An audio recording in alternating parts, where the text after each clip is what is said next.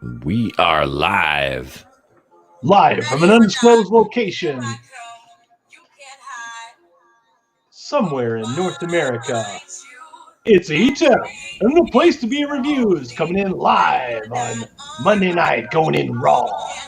And here's your host, Etep from the place to be reviews. Now that I escape sleep, walk away. Good Monday night. It is I, it is he, it is me, it is P-double-D, Etep in the place to be. How you doing? And please, Lord, help me, Jesus. Ruby Rose has got me fucked up on Monday night going in raw. Speaking of going in raw, I did my Batwoman video today, and there was no Vaseline used on that. It was 19 minutes of punishment, but I hope you all enjoyed. It was fun to make, though. It was a bad episode to sit through. I am joined by a robust panel this evening. Thank you for the introduction, Groovinator, my brother from another mother, of course. We are joined this evening also by Mr. Alex Linkalek7. How you doing, Alex? Someone help me. I'm locked in Brie Larson's basement. She keeps talking about unicorns. Help me.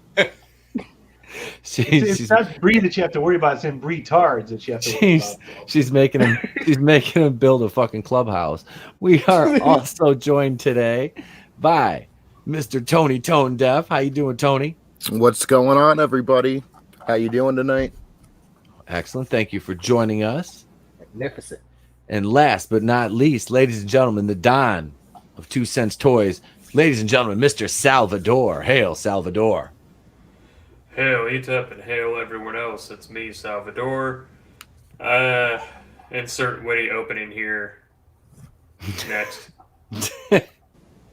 Well, this is episode number 84 of the Place to Be Reviews, and we are indeed here with all yous, and there is a lot to cover tonight. Look at Tap and Dies in the chat already. Speaking of all these naked cowboys in the show. Oh, God, no. There we go. Are you on the? He must be on the Ram. He must be on the Ram Ranch. And it's Darth Tico in the chat. What's going on, Darth Tico? How are you this evening? So we had a pretty big box office weekend here. Let's dive right into that, shall we? I'm not going to rant about wrestling this week. I promise. I promise. I'm going to, because I'm working on something on the side for that. So that will kind of wet that palate down a little bit and fulfill that need I have there. But let's talk about the weekend, January 17th through the 19th. The third weekend of the new year, 2020, coming in at number one, Bad Boys for Life, gross of $62,150,000 for a total of $62,150,000. That makes me happy. Yeah, that really does, because people were kind of questioning why after so long. What has it been since 2003? Well, it's been a hot minute since we had a good buddy cop movie, and absolutely that's that movie that you're looking for. Sure wasn't that Batista movie. No. Although Stuber, yep. Okay, so Bad Boys for Life already is at a 112 million worldwide. So that is very good for that Sony. Means the sequel's inevitable, and I'm 100% okay with that. And based on this, all the spoiler-free reviews that I've watched for that, they said that it leaves the door open for Bad Boys 4. And even the bigger reviewers like Grace Randolph had said that they were fine with that, with another sequel. So I concur. But movies, you can keep them going usually. Well, Martin and Will Smith have chemistry, and that's undeniable. So I think Martin is actually funnier now than he was when he made the earlier ones. Got a little more life experience on him. Yeah, and it works. He makes that work. Like some people can do that really well. Some people can do that to where it feels forced. He can make that work. That is excellent. That is excellent. We have 9 people in the chat right now. Let's get 9 bitch slaps that like button, or should I say 9 aggressive pressure. Apply 9 times. You apply pressure to that only after gaining that said like button's consent. I don't care. Bitch slap that motherfucker. Flair is still banned? Holy shoot. How is he still banned? I don't know. Let me see if I can fix that. Yeah, if you can free up him and Leo Red, let's do that. I'll see if I can. I may or may not be able to, but I'm going to try. Okay. Actually, it's not this account that's banned. It's his other one. Yeah. See. If not, I'll go in after the show and do it. I can only do stuff in the chat. I can't do stuff in your admin panel. Okay. Yeah, I'll have to do that off air. I'm sorry about that. Chris Wick's got you good, brother. I'm telling you, that pocket band's a motherfucker. Damn. Charlie Evangelista, hello, my lovely degenerate. She says, hello, Charlie Evangelista. Let's see. Tap and Dice, this will probably see Bad Boys 3 this weekend. Dartico is still seeing Bad Boys tomorrow. Okay, hopefully tomorrow. All right. So, yeah, that's that movie's popular, and that makes me happy that it's doing well, because I genuinely like both those actors. I do think Will Smith made a deal with the devil, and he hasn't aged since The Fresh Prince of Bel-Air. But I think a little of it means that I'm just a little bit jealous. I'm not gonna lie. Number 2 this weekend, 1917 with $22 million, down 40.5%. It's got a total domestic of $76,616,984 in its 4th week of widespread release. Right now, it's at a worldwide total of $143,336,984. So that one's doing really well too. Can I ask, did they at least tease World War II at the end of this movie? That's it. Going for another war. Well, did they? Well, at least this is the war to end all wars. Did they? I'm just saying, you got to bring them back. You got to bring them back for the sequel. Is this like they're all generals in the sequel? You hear the Avengers music, and all the generals are sitting around the Pentagon. Oh my God. Yeah, there's like a post-credit sequence. Yeah. Post-credit scene set up for World War II. Yeah. Post-credit scene, a little swastika pin and a Hitler stash, and it just pans out, and they call him Adolf. Feel like you're in Poland. Like,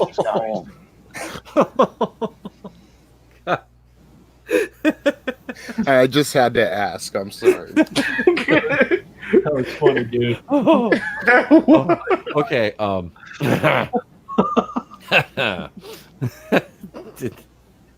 Number 3, and I don't know how. Judging from everything I've heard, I don't know how this would live. It's called morbid curiosity, dude. But when you see Doolittle with 21,950,000 in its first week from Universal, Adam, you saw this, right? That movie is fuck. It's actual cancer. Told you. It's not that I didn't believe you. It's just that I people in my chat or my Facebook group said, we want you to go see this one and review it. And I did that one and Bad Boys for Life, thinking Bad Boys for Life would be the video that I made that would perform better over the weekend. Put way more effort into that one.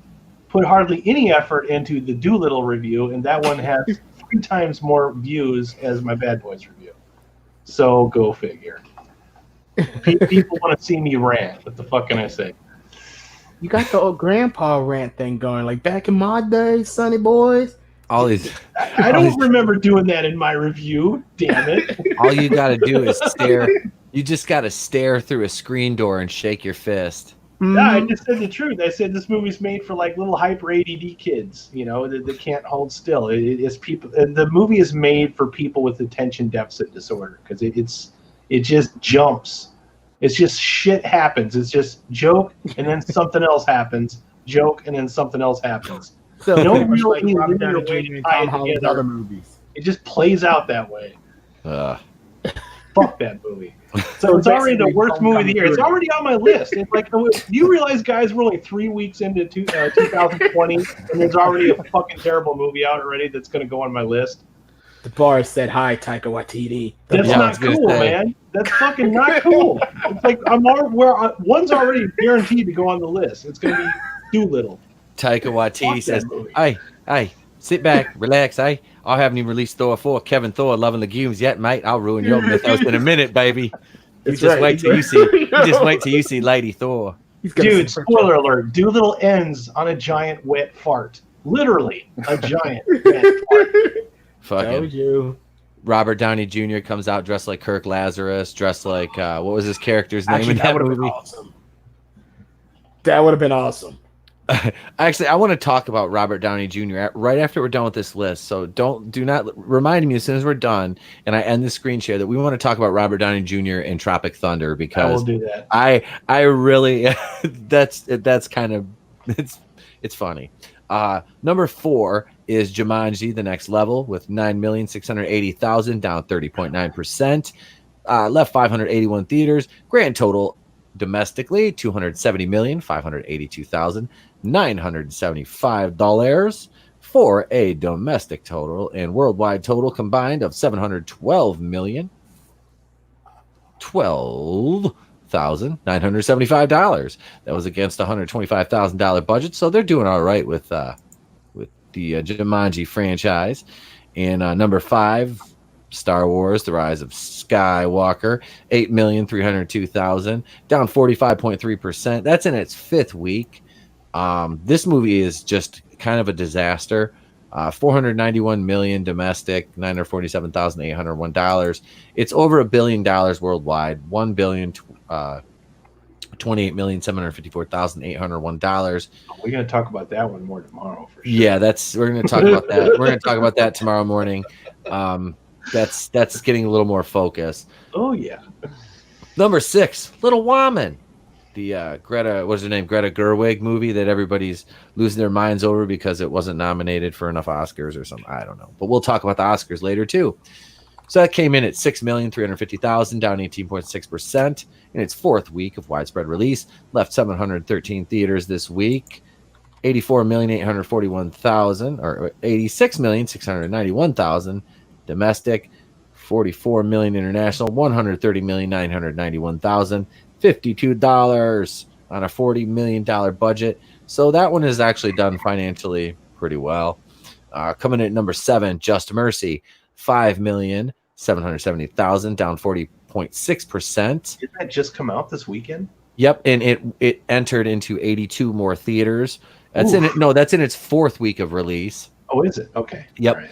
That's week number 4. 19,382,643 total gross domestic. Shows here 21,112,000 worldwide. 22,412,643. So I don't know. That one's that's got a good cast and everything. I mean, let's see, number 8. We're just gonna skip. So. We're just. I mean, you got. I mean, hey, your buddy's in there. Yeah. Hey, it's got glitter feet. All right, she's not showing them this time. There. Number 8. We'll just skip right over that steaming pile. Number 9, Like a Boss, 4,035,000, down 59.7% in its 2nd week.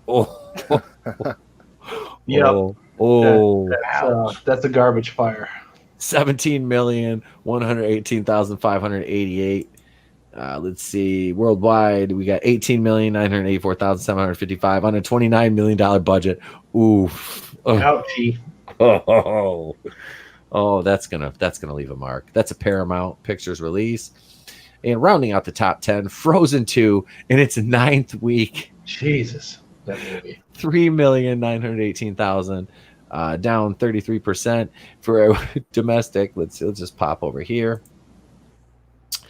Worldwide, $1,402,718,690. $1 billion. Okay, and that movie entered theaters November 22nd of 2019. We are now 3/4 of the way through January, and that bitch is still making $3 million a weekend. And oddly enough, in its 2nd week, Underwater has dropped from number 7 to number 11, down 48.3%. Let's see, it's at 12,842,707 worldwide. This is just morbid curiosity. You can almost say that the movie can't keep above water. Boo. So that is the top 10 for the weekend. And I wanted to talk a little bit about Robert Downey Jr. and Tropic Thunder because people are, I guess the new thing is to be outraged about him. His character, Kirk Lazarus, was in blackface for the role in the movie. And people are now now you're getting outraged about this. And people are now getting outraged. That movie came out what, 2007, 2008, something like that. It came out like months apart from Iron Man. Yeah. So 2008. Okay. Yeah. Christ. And they're now getting outraged about this. Also, you do know what comedy is, right? Comedy, make people laugh, tell jokes. And honestly, that was not done in a malicious or way at all. So The whole point of the movie was everybody constantly called him out in the movie about how bad the blackface was. He had to learn to not do blackface. Yep. It was what we called in the business a character arc. Mm-hmm. Yeah. Like everybody in the movie called out the blackface for being a terrible idea. That was his character. But Alex, he was in blackface and he's not black. He was. I mean, don't get me wrong. If Robert Downey Jr. did blackface in real life or an interview, I'll call him out for it. Yeah. But it's a movie. Yeah. It wasn't exactly Ted Danson when he went to the Oscars with Whoopi there. That was kind of sketchy. I guarantee that somebody with a blue check mark is going to explain to you why being in blackface is a bad thing. I know. Apparently, I don't quite get black culture. I mean, despite being born black, I apparently don't know it as much as like a Steve Shives does. No idea. I don't know. I mean, somehow it's not racist if the white person's telling me about my culture, but okay. Twitter check marks, man. What do you know? Alex, we'll be sure to assign a white person to explain your culture to you. They'll accompany you on your journey day to day, and they'll explain things to you. Gal Gadot, I'll take it. It's like adopt a pet, but they give them a blue check mark. You get a free blue check mark. Are you not making me a Webster? Oh no! Don't get that twisted. The blue check mark is yours. The blue check mark is yours, my friend. You can have the blue check mark. We're giving you a blue check mark. No. So the blue check mark would basically be like your Webster. So you can the blue check mark will give you advice and you can tell them whatever you want. It's your blue check mark. Your own personal blue check mark. Oh, God. The blue check marks are going to over that. What the hell did he say? He's giving us away. He can't do that. Yeah. Oh, trust me, you guys have made it way too easy. Somebody will explain it to you, guaranteed. But yeah, I mean, this Robert Downey Jr. thing, has his MCU good faith worn off already? Like, it's been worn off. With Hollywood now, with these Twitter SJWs, it wear out the minute you do something. I mean, the first thing he's done since retiring as Iron Man is Doolittle. Ooh, actually, that's kind of a good point. Damn, dude. Yeah. I mean, just whoa. Wow. Isn't he lined up for another Sherlock Holmes movie or something though? Oh, who cares? I don't know. I'm like, dude, you need to go away for a while and just stay gone. Yeah. Let it go. Go away. Yeah. Let's not forget that during his climb of popularity as Iron Man, that he did do a stint for HTC, a phone company. Yes, he did. Oh God. Yes, he did. Oh my God. Do you think do you think I get a copyright strike for showing an HTC commercial? Maybe. Probably. His best cameo in a movie post Iron Man was Chef. He's in Chef just long enough to be amazing. I mean, people forget Robert Downey Jr. wasn't a star until Tropic Thunder and Iron Man. That's correct. He was a star. Yeah, he was an Academy Award winner for Chaplin. Yep. Yeah, he was a star. Brie Larson's also an Academy Award winner. That don't mean anything. Well, he was a star, and then he went to jail for drugs. Yep. But you still wouldn't unless it was an indie movie. Unless it was an indie movie, you didn't make Robert Downey Jr. Iron star Man of your project. What Iron Man did for his career was the same thing that Quentin Tarantino does for people that are pretty close to suicide, like actors that are has-beens, puts them in a movie, has them do a fantastic performance and resurrects their career. Yeah. That's what happened to Robert Downey Jr. because he was on top of the world again after Iron Man. But before that, he was Robert Downey Jr., the guy that had everything, and his ass went to jail for drugs. Mm-hmm. Go ahead, Sal. He was always usually kind of like supporting actor, unless it was like he was like the white Regina King. You were like the supporting actor. Go ahead, Sal. I was gonna say we also cannot forget his starring role alongside Woody Harrelson and Keanu Reeves in A Scanner Darkly. Oh yeah. So to say that RDJ was not a star before Iron Man is inaccurate. Yeah, he did. Scanner Darkly. That was a kick-ass movie for its time, though. It really was. I like it, but I wouldn't exactly say all right, like an A-lister. Let's see. I mean, he had some. He did. I would not put him up there with like a Tom Hanks or Robert De Niro. No, well, those guys are on their own playing field. Those are what I call legacy actors. Like, Yep. But see, that's what I'm trying to say. Like, yeah, I wouldn't put Robert Downey Jr. up there. Because, like I said, we're in a bunch of like indie movies or smaller projects. I'm talking about like the big blockbuster movies. You know, look, Kiss Kiss Bang Bang or whatever. That's a good movie. Does everyone have a copy of that movie? No. Cricket sounds. Yeah. Let's see. Robert Downey Jr. I'm just kind of looking up. I want to look up the actor. Oh God, he does have Sherlock Holmes coming up. 3 coming up. Let's see. He's Doolittle, Avengers Endgame. Let's go back. I just hope it's better than the last one because my opinions of Guy Ritchie have dwindled a lot. Oh come on, how could we?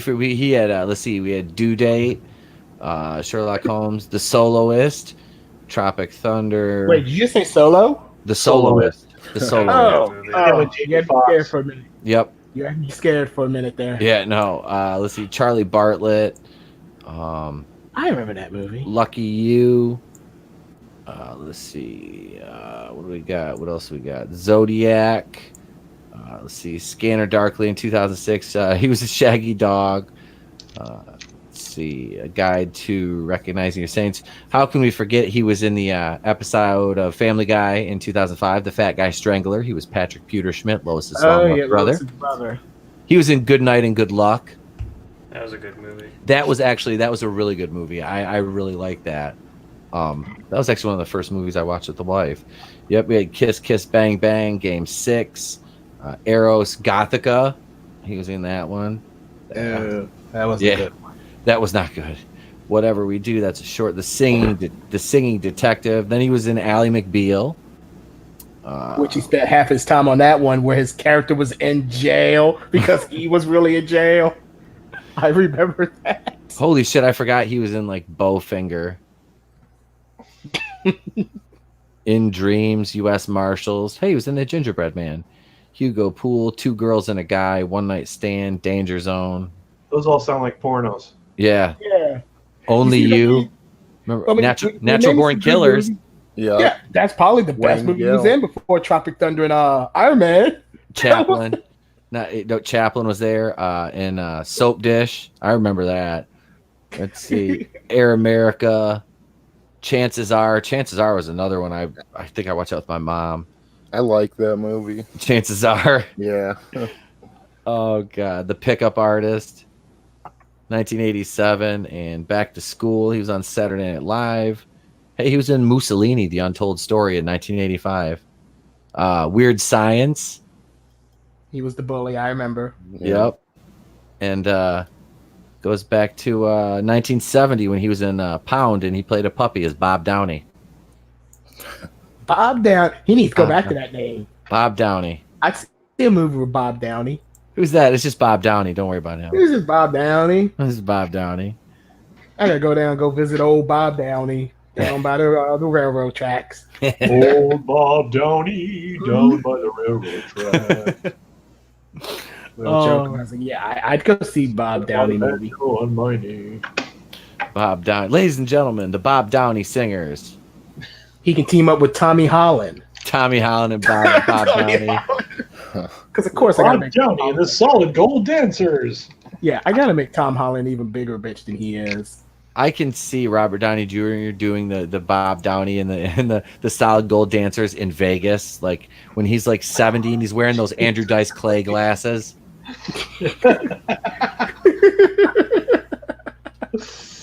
He's on stage just like he'd be like singing like William Shatner. He'd just basically be talking, and he'd have it'd basically be like old ass Tony Stark is what it would be. Do it, Hollywood.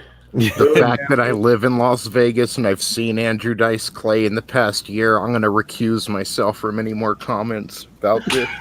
I love Andrew Dice Clay, dude. Like I own The Adventures of Ford Fairlane. That is one of my fucking guilty pleasure movies. Like you just acknowledged that on air. Oh, I did, dude. I've watched. I love Andrew you Dice, so much for it, man. I've watched Andrew Dice Clay's comedy since I was way too young to watch Andrew Dice Clay. He's a good actor, man. Look, I saw that was A Star Is Born. He was Lady Gaga's dad.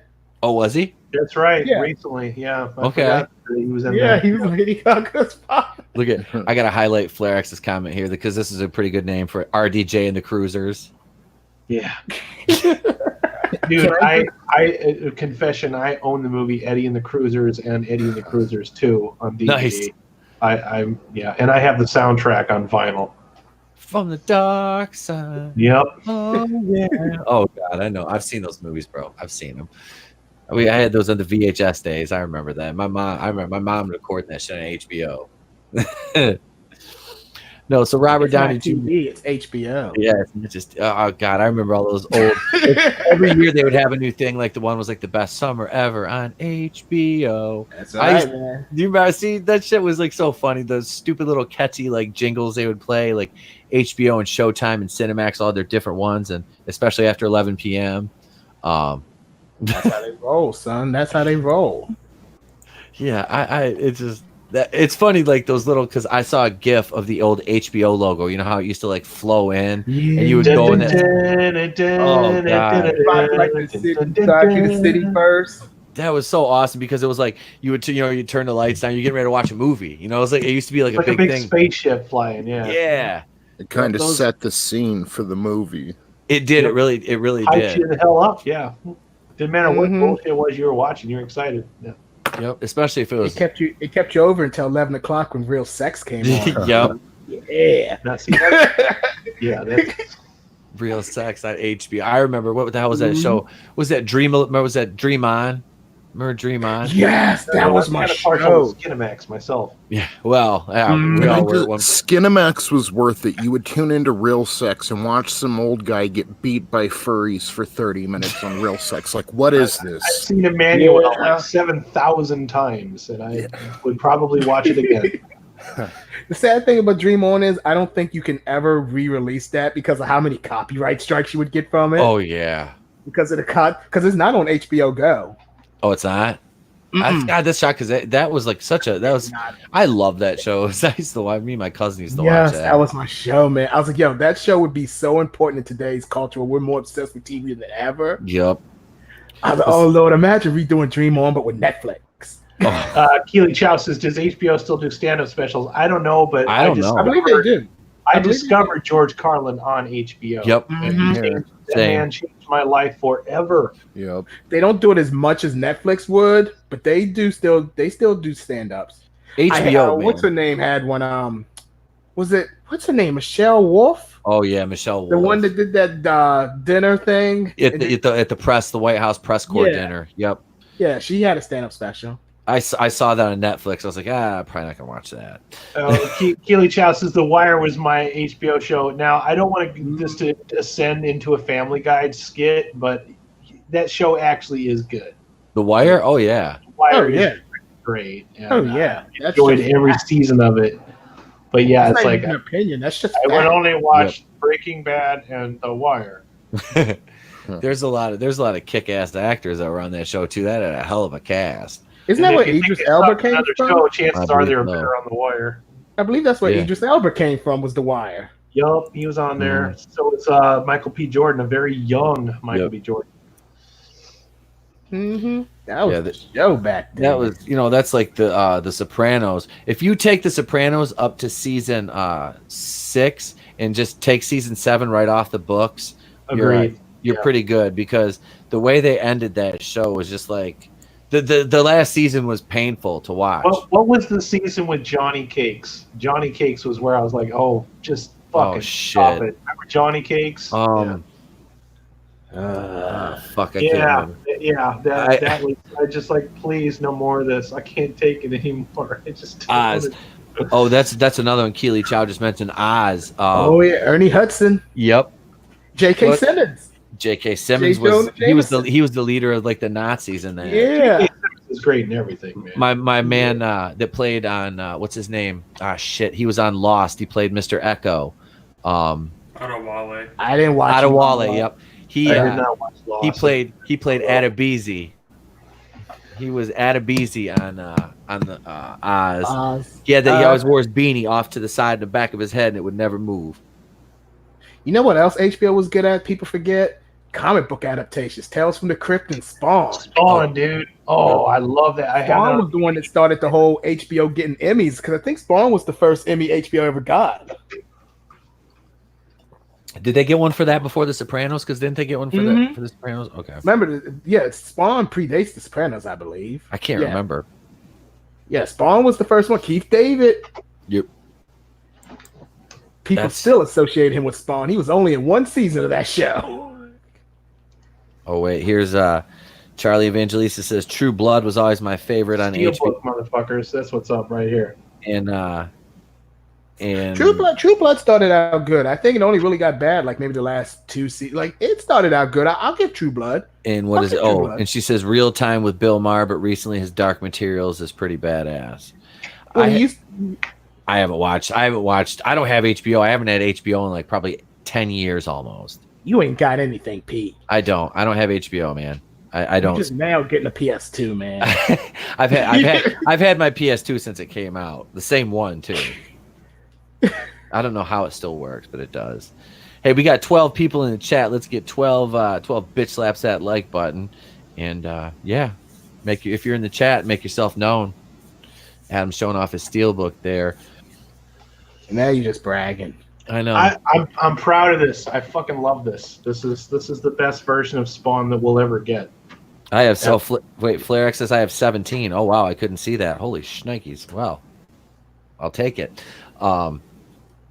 Tonight's a good night then, mi gente.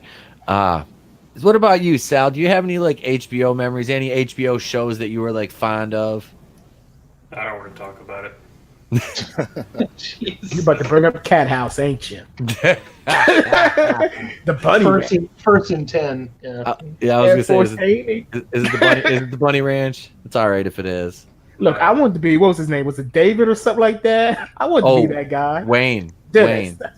Necessarily not the news. Yeah. It was the almost 10 years I wasted on Game of Thrones. Oh snap! Yeah, that would hurt.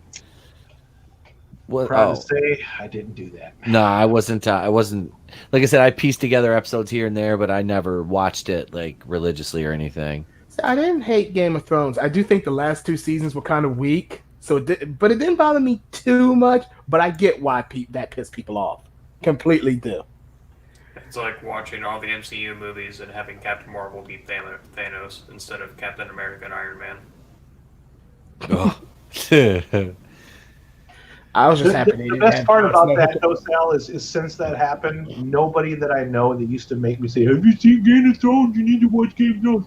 They no longer do that to me anymore. No, we got quiet now. Yeah, it shut them the fuck up forever. So I appreciate what Benny Weiss and Dee Weiss, or whatever the fuck their names are, did that for me to get them to shut up and leave me alone about Game of Thrones. Yeah. 2 other things from HBO that I enjoyed were Generation Kill and Band of Brothers. Oh yeah, Band of Brothers. Band of Brothers. How did I forget that? I know. I think my dad has like that entire show on. I think they got that for him on Blu-ray. Curb Your Enthusiasm, I think, is an HBO. Yeah. I watched all those. Yeah. What about you, Tony? I mean, I'm old school. I watched Tales from the Crypt. I watched George Carlin. And I watched that HBO signature we were talking about at the beginning. I used to call it Happy Feet and dance around in my diaper to it. So, other than that, I mean, like, I've gotten about 2 seasons into The Sopranos. I actually want to finish that up. I've been meaning to. Other than that, I mean, I haven't, really watched that many HBO shows. Something's got to really hook me and pull me in to watch it. I've been meaning to watch The Wire because I did watch Breaking Bad, and I heard The Wire is similar, maybe a little better. It's a good contender. Yeah, and then like it's not even an HBO show, but I was into Californication for a while. I believe that was Showtime. Yeah, that was a good one. I believe that's on Hulu too. Did you watch Sons of Anarchy? That's another good one. I need to watch that too. I have that on the list. Yeah, that one's really good. I've never seen an episode of that. You ever seen Hamlet? I didn't see Hamlet. No. I've seen a little bit of Westworld too. That's interesting. I like that show. So if you've ever this first season's amazing. Yeah. If you've ever read or seen Hamlet the play, then you've seen Sons of Anarchy. Yep. Oh, okay. All right. Okay. That's basically what it breaks down to then. Yeah. Actually, Okay.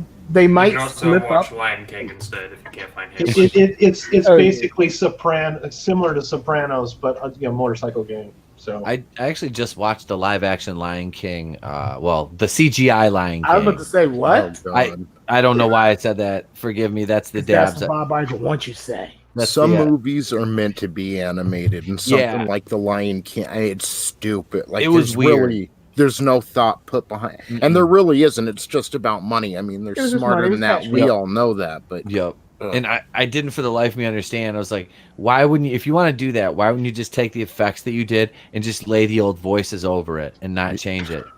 Because Well, If they had did that, I would have probably given a little bit more credit, which was weird with the cat. Like, there's like, oh, you can't whitewash. I was like, they're lions. that's what I said. That was my thing. I'm like, I understand because like I was talking about this with my sister, and because she's kind of like leans toward the SJW side, and I was like, why would you even do that? And she was like, well, they're from Africa. I'm like, but they're fucking animals. I'm like, what are you trying to say about the animals? I'm like, that doesn't And make there any are white sense. people in Africa. I mean, Charlize Theron. Yeah. I'm like, it doesn't. You can't do that. That doesn't make sense. That I doesn't can't make believe any I'm going to sense. say this, but yes, I think Jonathan Taylor Thomas was better than Donald Glover as far as Simba was concerned. He was Yeah. Simba in the original, right? Jonathan Yes. Taylor Thomas. Yeah, Yes. he was better. He was I hate young to- Simba. Matthew Yeah, young Broderick Simba. was old Matthew Simba. Broderick was older Simba, right? Yeah, like I like those two guys better. Like don't get me wrong, I like Donald Glover better as an actor overall, but as far as Lion King was concerned, I'm sorry. I wanted to punch Jonathan Taylor Thomas in the face. Like every girl I liked in 5th grade couldn't quit bringing that little shit up. I think I was the only one laughing when Mufasa died. Like, that's what you deserve, you little dick. Hey, I was pissed he beat up Superman in Smallville when he guest starred as one of the villains. I was like, what? I mean, Superman eventually stops him, but it's just like, come on, man, He's getting beat up by the kid from fucking Tool Time. Yeah, like, come on. Fucking Tim the Tool Man's kid's whooping his fucking ass. What is going on with this shit? Let's see. Wait, Charlie Evangelista says, I'm sick of all these pussy movies. Lion King, Cats, Like a Boss, throw them all away. I see. That's so refreshing to hear that from a female. I love that female perspective. It is. Because females got common sense, man. It's just the SJWs and the feminists that are stupid. And the feminists don't even speak for most rational females. That's like a fringe. That's Women didn't go see Charlie's Angels. No, like I said, man, when I went to see that movie, I was in line and 2 women in front of me in line started talking to me. And they were like, oh, what are you going to see? I'm like, Charlie's Angels. Like, oh, did your wife want to go see it? I'm like, no. I'm reviewing it for my channel. Oh, what are you guys going to see? Ford versus Ferrari. I'm like, God damn it. Rather be going to see that. More manly than you were, Pete. I'm fucking telling you. Rather go see that, but shit. Let's see. Keely Chow says, does anyone remember the George Carlin show on Fox? I do not. Vaguely. I do. I vaguely remember that. Yeah. It came on Sundays after The Simpsons, I believe. When was that on? Mm-hmm. In fact, I think that's where I was mistaken. I thought I first heard of George Carlin on HBO, but it was the George Carlin show. That had to have been like 1988, 1989. I can look it up real quick, but I watched it. It would come on after the Simpsons, I believe. It came after Simpsons, yeah. See, and you know what? People like to make fun of Fox. We're like, "Ooh, Fox cancels everything." Fox will take more chances on the show, though. That's why Like, they've had some Fox shows canceled. Yeah, like Fox will take a chance on something. See, NBC and CBS, these people will not do that. No. Oh, 1994 to 1995, the George Carlin show played. Yeah, sometimes you got to show people that you're willing to take some risks, and even though I get frustrated with Blumhouse, is that at least they are constantly putting out product and taking chances, even if they are low risk, they're still risk. You know what I mean? Pete and I are always going on about how we love Canon Films. We need more studios like that now. Like people that will be willing to take a risk and make something totally bonkers and off the wall, even if they make fun of it for years to come. So sometimes you want to know that it's an edgy studio that's willing to take some risks. There's just not enough of them. That is the one thing in Hollywood that needs to change. Is there are studios that need to take more risks. That was it. Money, you need to take a risk right now. You had the That's why I always appreciated the X-Men movies, even if they weren't always hits. Like they took chances. That's exactly what I was going to say, and that is exactly what I'm kind of anxious for with the New Mutants. Even though the X-Men universe is gone, that's like the last kind of remnants of it from the Fox, But I think that movie looks good, and I don't know how much they've tampered with it or not, but I mean, I think it looks good. It's one I'm definitely going to go see, just because I'm pretty sure that one is going to be non-formulaic as far as like a Marvel paint by numbers brush is concerned. It's a horror movie. It is, which is great. Which is great because this is what they could have done with Doctor Strange too, but they screwed that up, and Scott Derrickson left over the creative differences. They probably told us like, this is too much like a horror movie. Isn't that what you wanted? No, we want Iron Man, but with magic. Well, that was it. Is at one point there were like rumors of him like yelling at them over the phone. Well, why don't you just make it the Scarlet Witch movie then, or something like that?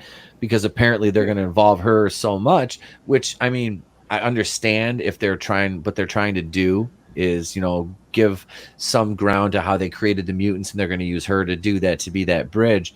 But they still need to remember that this is Doctor Strange's movie. We don't want a Thor Ragnarok with, where you get like this whole big Hulk story inside the Thor, which nobody wanted Thor Ragnarok anyway. But unless Leo Red's in the chat, he'll probably yell.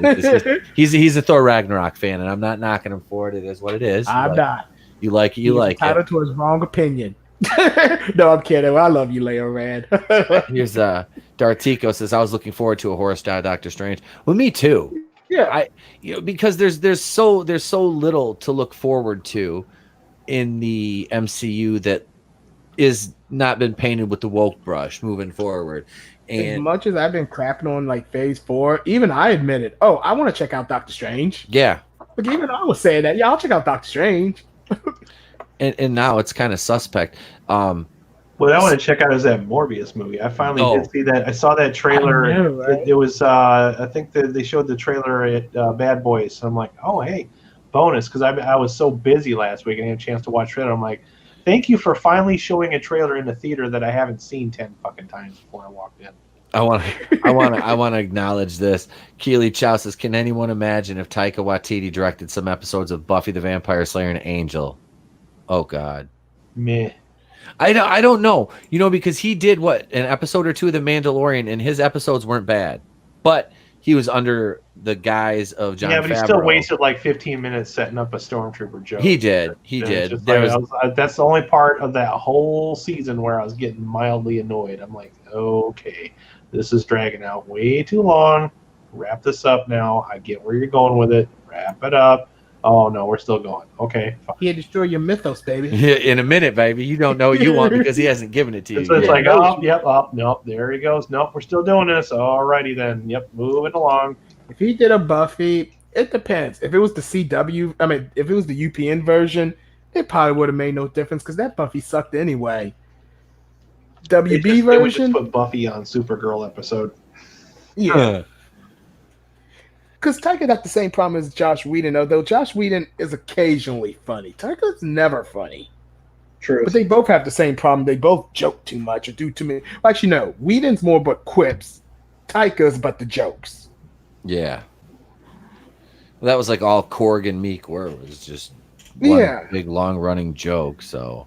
And look, I get people like Korg, but I was like, I read the books. Korg was like this warrior badass. He wasn't really a comedic character. He was in Thor: The Dark World, and Thor killed him, wasn't he? And then they kind of his people. His people was okay. Because it's like a race in the books. It was a race of. Because actually, I believe they were the first Thor villains. I believe the very first Thor issue was the rock creatures.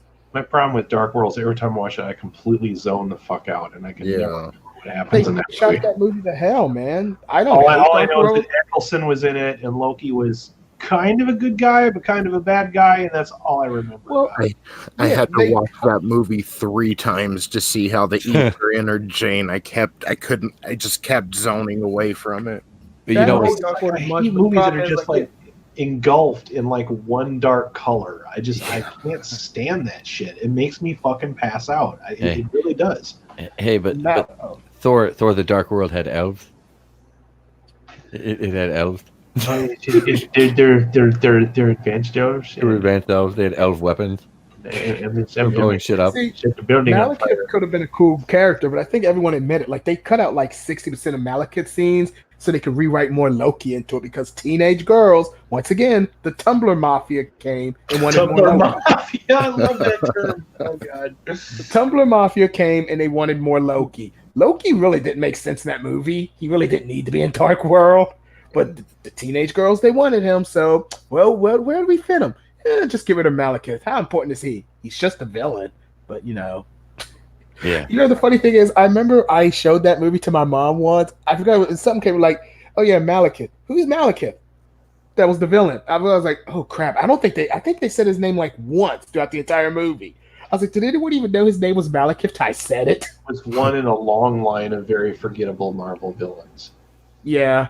We need to stop acting like Marvel. Excruciatingly forgettable Marvel. Yeah, that one. Like I said, that movie would have been far more successful if Patty Jenkins had stuck. These villains are always played by high caliber actors, but they're not memorable because they're not written well. They don't focus on the villain enough to give them any kind of a personality. This is a good. Now I swear to God, this is great because I do remember Spike from Buffy because my sister has like every season of that show on DVD, and I think she has all the books too. But yeah, Spike and Loki. That's a pretty fair reference. Yeah, that's a good comparison. I do like Loki. I'll be kind of sad to see them replacing Tom Hiddleston in that role. Oh, I'll be so happy when they do it. I like Tom Hiddleston in that role. I like him. I just don't like what they made him become. Like Loki's kind of he's the prankster, he's the trickster god, but he was still menacing too in the comic books. Like villains were, even Doctor Doom was terrified of Loki. But it's like as the Thor movies went on, he became goofier and sillier and goofier. It's like, no, man. Like in the comics, Loki will make a joke, but he'll still torture you if you fail in his plans. Mm-hmm. Who would you have play Loki next? Oof. Honestly, if he wasn't such a dick now, I would get Jason Isaacs. Jason Isaacs. I'd have John Cena. Star Trek. Did you say John Cena? Yo, look, hey, John Cena's kind of doing all right now. The actor. No, he's not, man. No, he's not. Because the last two movies that he's been in have been abysmally bad. He was in that movie about the firefighters. All right, that came out earlier in the year or late last year, and then he was also in Doolittle, and he's terrible in that. Wait, he's in Doolittle? Teamwork makes the dream work. Yeah, he plays a polar bear in Doolittle. He plays a polar bear. He plays a polar bear that gets cold real easy. That's his character. He's a polar bear that's always cold. You know what? I'm tired of the Marvel fans. I'm sick and tired of the excuse being like, oh, well, you can't blame MCU villains for being bad. They're only in one movie. Like, bro, Darth Vader is only in 12 minutes of A New Hope. 12 minutes. He's not at movies, but you think. Dr. Octopus disappears for the entire second act of Spider-Man 2. Yep. It's like, no, it ain't a matter of how much screen time you got. It's what your presence and your right. Blofeld was teased up for 3 fucking movies and James Bond. So, they didn't really deliver at that either, did they? Not really, no. They kind of did. I think the best was probably Donald Pleasance. Yeah, and that was the reveal. That was the reveal. That one was the one people liked. Every other Blofeld, You had Christoph Waltz playing him now, and they kind of screwed the pooch with that one. Wait, what is okay? Charlie Evangelista said my Wi-Fi shoddy. Did Alex say Jason Isaacs as in Lucius Malfoy? I would say Jason Isaac as the main villain from The Patriot, but yes, we can go with Lucius Malfoy. He's also what's his name? The evil captain in STD. Lorca? You got me there. I don't watch it. I think Captain Lorca, I think was his name. But like I said, he could play like the effeminate kind of trickster villain, but he's also a brutal, vicious psychopath too. I could see Jason Isaac playing that. Like he doesn't look like a teenage girl. And ever since that movie, in the comics, Loki now looks like a teenage girl that everyone just slaps around. Well, that's what they were talking about doing with him, was making him a woman in like the show or whatever. Slap him around? That's horrible. I know. That's what I said. I'm like, we don't support that kind of stuff here at the channel. I do. Ouch. I'll slap him. If it's Loki, I guess it's all right, right? I'll slap her. It's because it's just Loki. See, here's the thing, and people always ask me, how come I liked Captain Marvel more than I did Thor Ragnarok? First of all, Captain Marvel was a terrible movie, but I have no investment in Captain Marvel. I didn't grow up reading Captain Marvel. So what they do with that movie didn't bother me. I think unlike most people who like the MCU, I actually know the characters. I read them. So when I see this stuff, it bugs me. The extent of my knowledge of Captain Marvel before last year was there's a song by the Beatles called Buffalo Bill, and there's a line where he says, "So Captain Marvel zaps him right between the eyes." I'm pretty sure that song was by Shazam.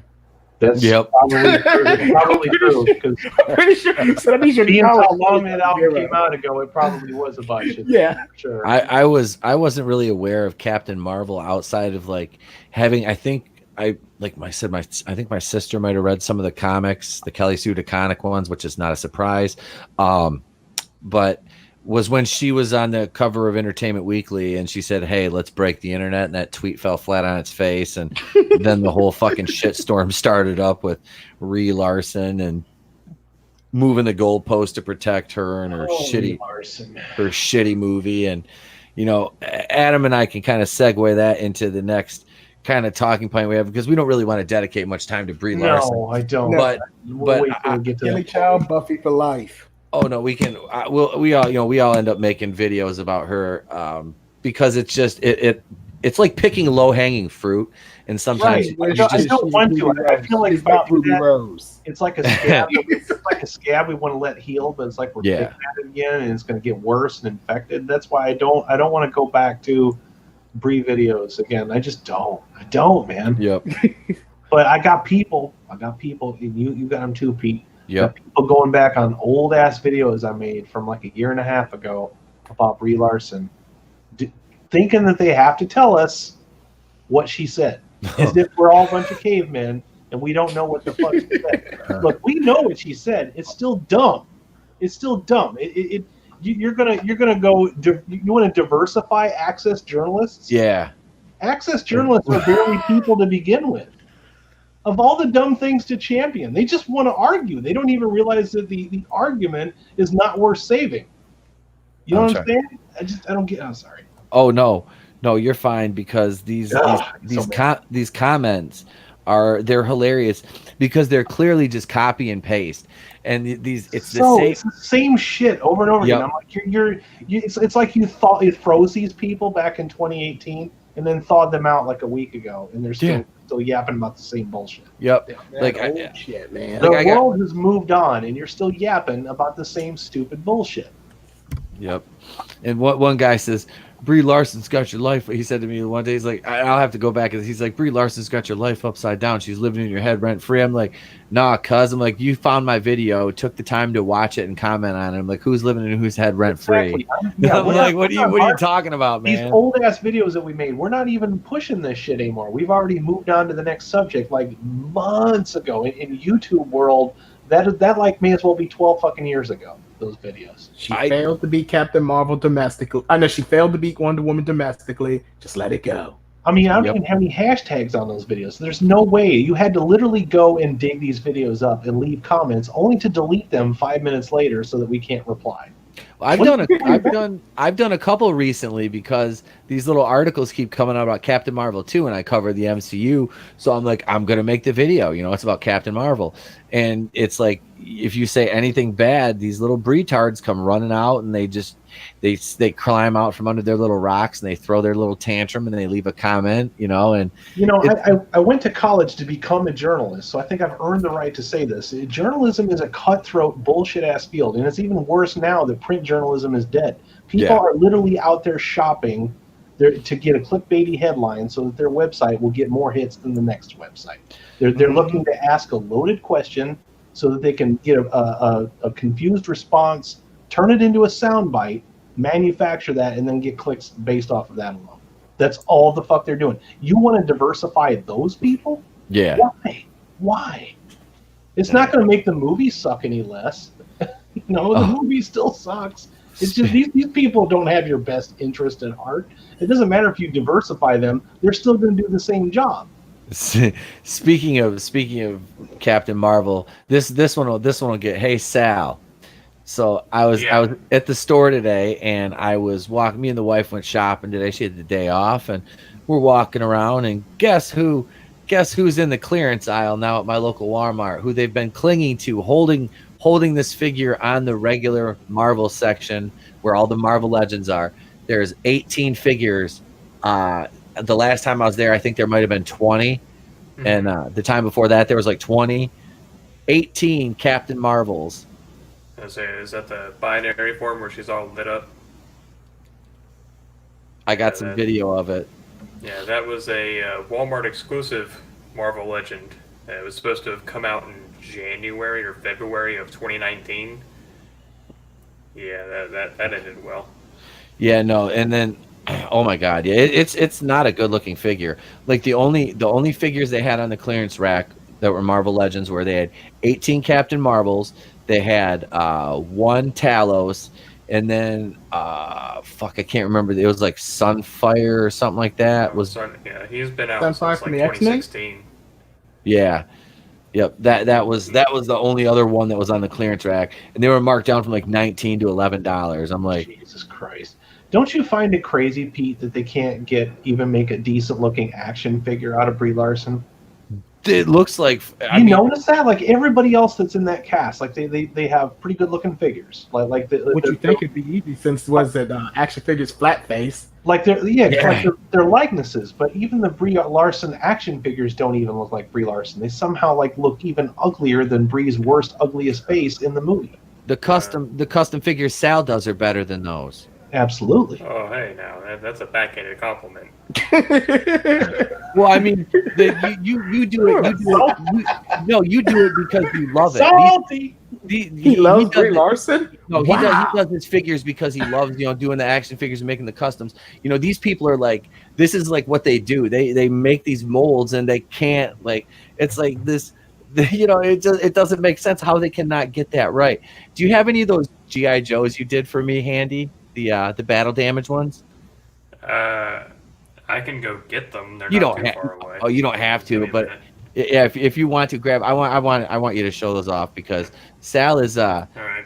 Sal is fixing some of my GI Joes for me. Hey, see you, Darth Tico. Thank you for stopping in this evening and joining us. Appreciate it. Always appreciate you being in the chat, and thank you for listening as always. You've been a subscriber. It's not even so much the Brie Larson thing that irritates me anymore. Like I can get over all the dumb shit she said. I was over it a long time ago. It's the crap we have to take from the people that defend her. It just drags and drags and drags. And like you said, it's always the same freaking argument points over and over and over again. It's like, my God, this is ancient news. Get over it. Yeah, it's the media. And the other half of it is these people. It's like, no, this is your God now. You need to worship her and stop asking questions. No, don't do that. I don't play that. No. But so just to set this up before he turns the camera, Sal's been repairing some GI Joes for me that are a little worse for the wear, and there's some of them that were beyond repair. So him and Adam and I know if you've seen one of our boardroom thumbnails. Sal has right here done these custom figures of us, and currently myself and Adam have Rose Tico in a rather compromising position. So he's been doing some customs with some GI Joes for me, just some battle damage stuff. So I want to show some of that off because it's so cool. Yeah, the most severe is poor DJ. Ended up with a hole through his chest, so he is permanently a casualty. That poor guy. He looks like Ricky from Boys in the Hood. Ricky. He's gonna be running away a lot, getting shot in the back. He was gonna play football, man. He couldn't have zigged and zagged. Serpentine. He ran fucking straight. Like you're a running back, man. One of them that's scrap screws everywhere. Click on Sal's Croc picture. Dick. Make it bigger. There. Oh yeah. Let me go. There we go. There you go, Sal. Go ahead. There we go. So replaced Crocmaster's dick. He has a crotch now. It sounded really funny. I'm sorry. He spent too much time on furlough with the Barbies. Replaced the Crocmaster's dick. It's true. Croc-master got a new dude. One of them, I did not replace his dick, but I gave Copperhead a peg leg. That's what she said. That's Pete's favorite figure. That one, I've had that one forever, man. Really. Look at him. He actually stands up on it too. That's so fucking cool. Pagan. So. God damn it. I gave him a little copper there on the end, just for his namesake. His face looks like a rough draft of Bane from the Dark Knight trilogy. Yeah, it's true. And then the last one is Big Boa. He was pretty rough off. He has a permanently snapped arm, so I gave him a bloody stump. That's so fucking cool. I used to have him too. I used to have him and Croc. Yeah. I have his punching bag too. I still have his little punching bag on the stand. So I had to have you show those off, man. Thanks, Sal. Of course.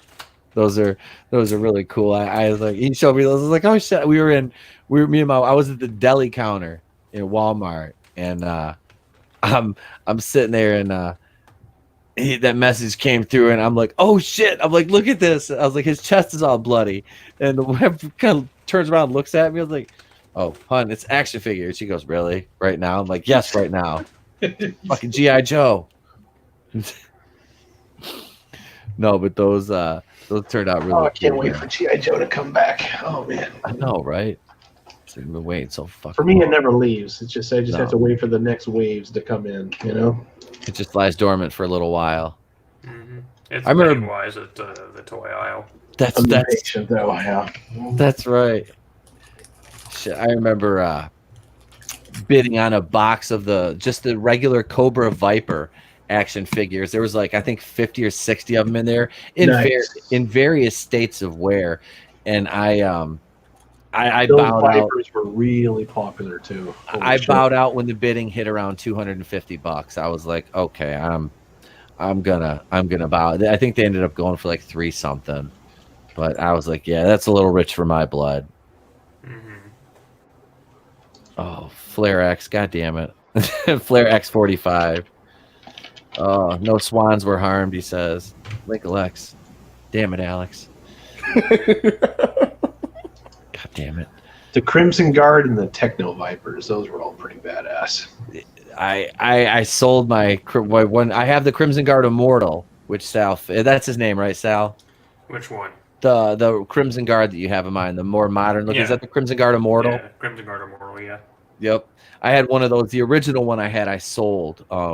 Actually, the same guy in Indiana bought a lot of my G.I. Joe stuff when I started selling it. And he actually had a YouTube channel too at one time. I don't know if he does or not anymore.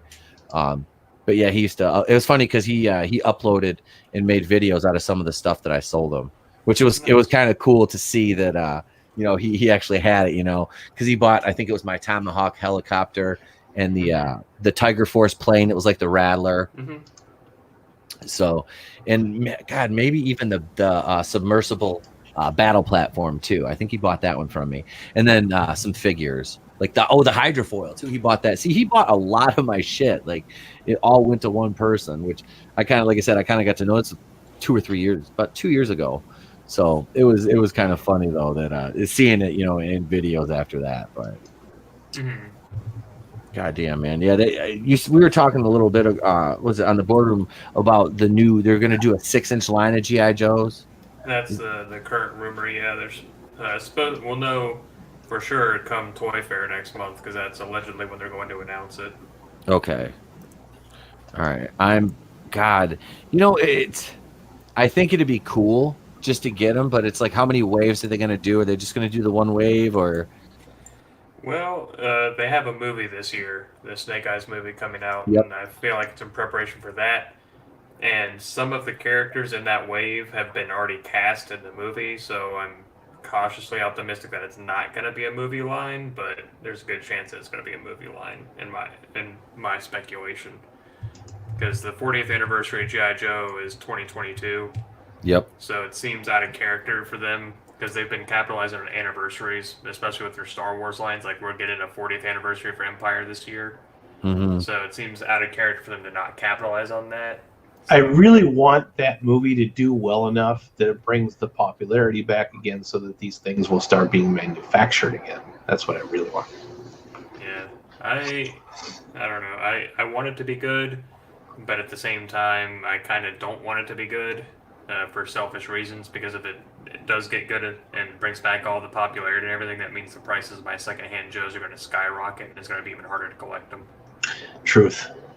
So, because right now, with exception, you can get loose Joes for like $20. Yep, I've been doing it all week. Yeah. And yeah, if that movie takes off and brings back all the people out of the woodwork again, they're gonna be like, I have GI Joes in my attic. I'll sell you one with broken crotch and no thumbs for $100. I ordered Storm Shadow, Destro from the Steel Brigade, and Mainframe this week, and I think the most I paid was the Storm Shadow one. I think was about $28 after tax and everything. Yeah. How much did the Marlon Wayans action figure cost?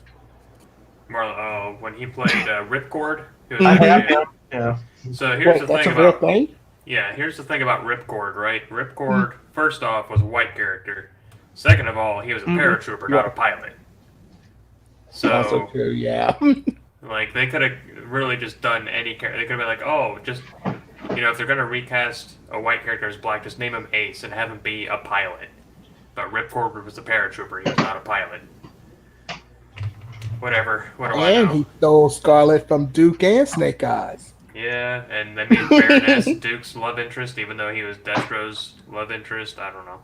Oh, that part was weird. How did they make her into a good guy? The way in the movies they did. Mm-hmm. Yeah, they made. She was like as evil as they came.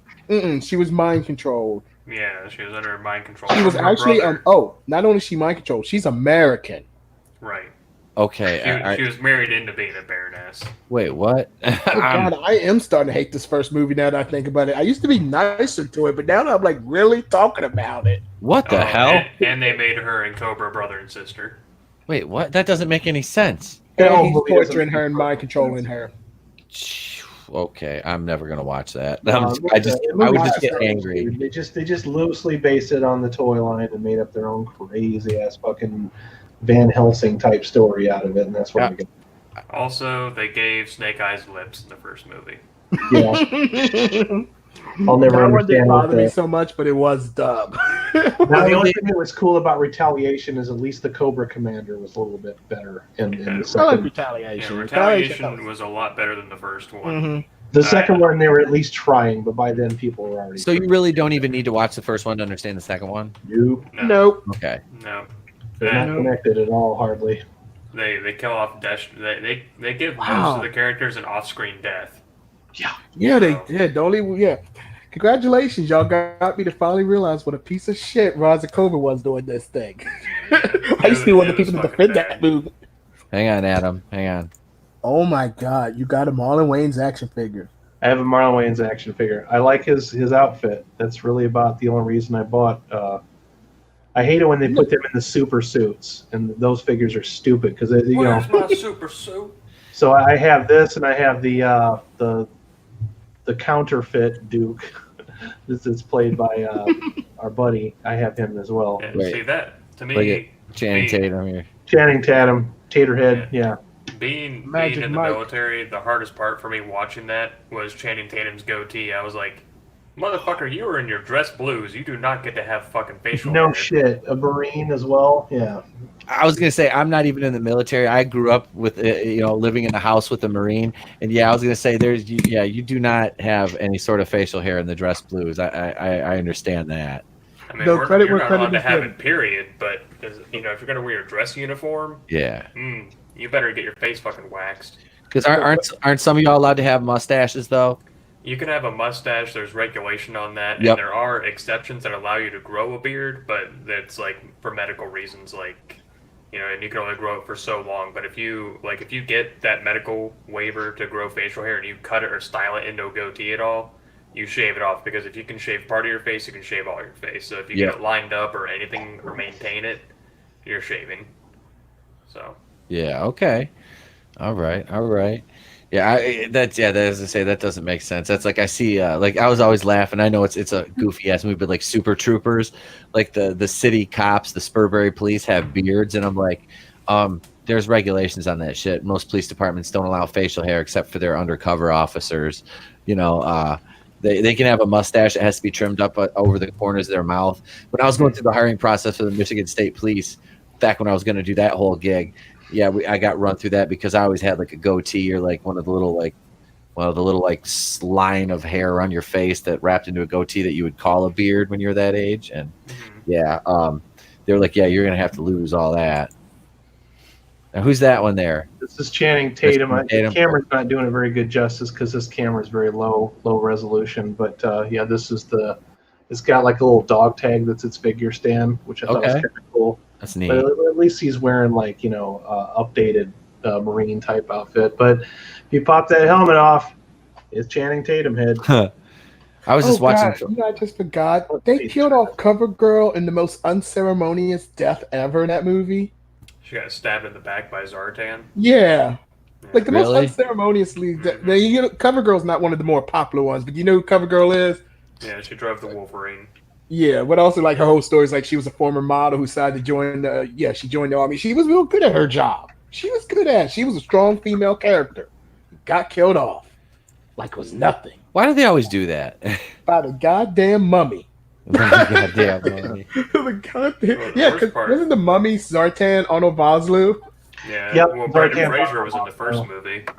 Yes, Brendan Fraser did have a cameo in it. I think he played like someone named Sergeant Rock or something. Even though he looked exactly like fucking Flint, he was like Sergeant Rock or something. Sergeant. Okay. Sergeant. I think he was just a made-up character. No, it's a made-up character, but Sergeant Rock actually was a comic series. I have Sergeant Rock action figures, and I have a card back. Series of action figures, I have two of them. I've had since like the early '80s, and Sergeant Rock actually drives my GI Joe troop transport full of Endor rebel soldiers. The APC. Yep. He has that. Makes sense. That's a little known fact that APC is actually a carrying case, like yes, it is. Because the back bumper pulls out into a handle. Here, hang on. Let me turn my camera on here, and I'll turn it around. And let's see here if I can do this. Let me go solo here for a minute. I'll take a little tour of the office here if this thing will spin all the way around. There's the closet. Let's see. There it is right there on the shelf. Yeah, you're missing your top turret though. Trey took it off. It's sitting right there. You can see it. Oh, okay. Yep, Trey took it off. But yep, there's this part of the shelf right there. But yeah, and there's the Tauntauns and some of the GI Joes that are left standing there. But yep, that's and we just round it back. That's terrifying. I don't know why I just left my camera on. Probably because I'm lazy. But yeah, Leo Rance is in the chat now. Hey, Leo Rance. All right. All right. So yeah, I will get in the admin panel and make sure you guys are both unbanned afterwards. I don't know why you still are, and I apologize for that. So I'm just glad you guys both have backup accounts for such circumstances as pocket bans from Chris Wicks. Yeah, I'll try to take care of that, Leo, after the show tonight, definitely. But yeah, that's so God. I think really, like, honestly, we could probably sit here and talk. Let me take this off fucking solo. Good God, that's hideous. We could sit here and talk about GI Joes all night. I wouldn't even mind, really. GI Joe. I do have something though that I'm going to screen share here real quick. And normally, I wouldn't do this because of the copyright thing. But you know what? This is just going to be fun and not Ruby Rose naked. No, That's the new black. No, yeah, we're gonna watch it. We're gonna watch it. We'll not watch party at that.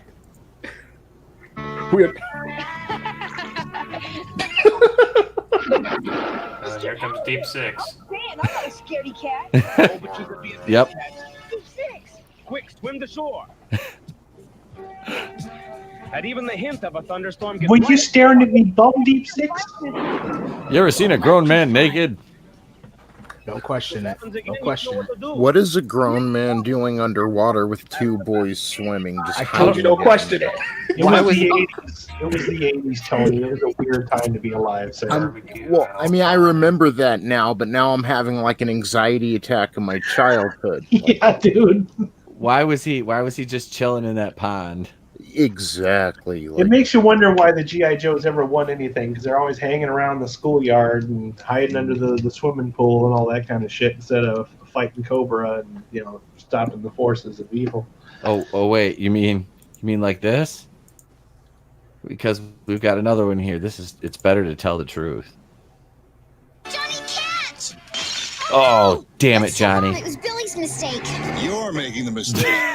Speaking of Flint, Have an accident, but lying makes it worse. But Mom will be upset. She'll be even more upset if you lie. And how would you feel if Billy got punished? Face up to what you've done. Don't take the easy way out. We'll tell her we did it. Remember, it's better to tell the truth. And that's no lie. Poor G.I. Joe. They just had to do this shit. well, they had to because of the guns and the violence. That's the only way around it. Yeah.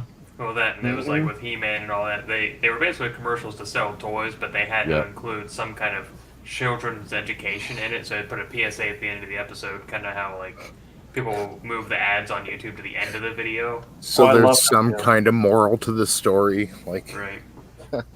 That's right. That's fuck Billy.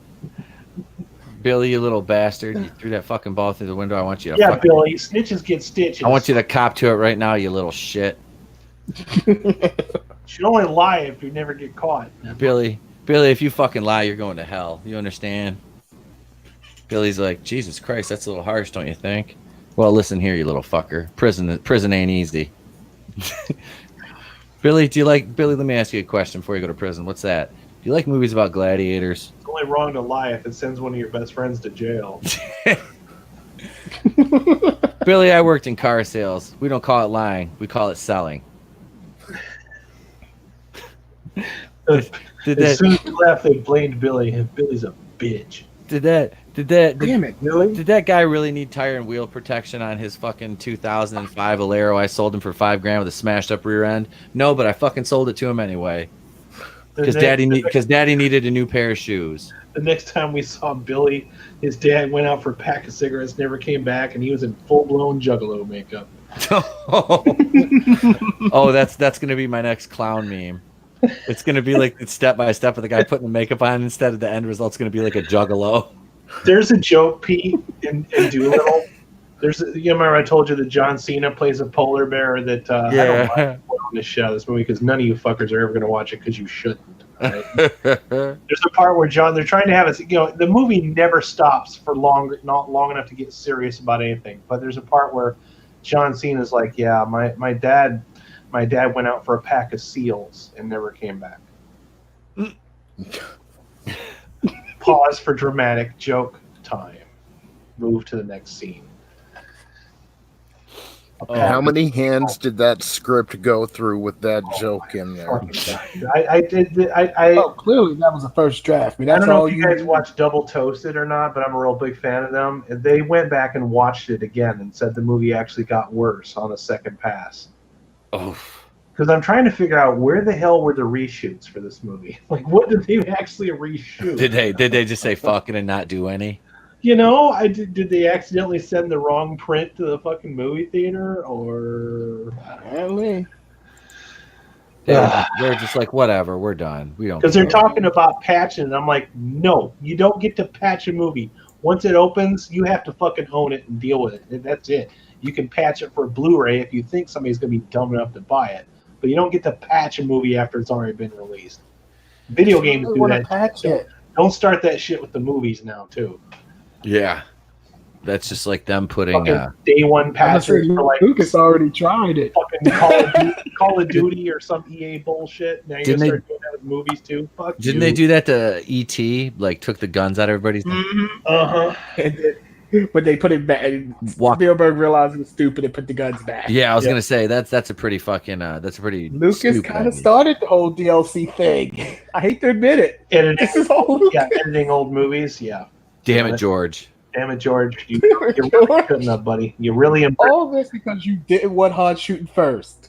There's an example of a guy that needed to go to computer graphics support group, and just get away from the computer graphics, put yourself away from the computer, stop changing everything. It's not cool. But at least he didn't do McClunky.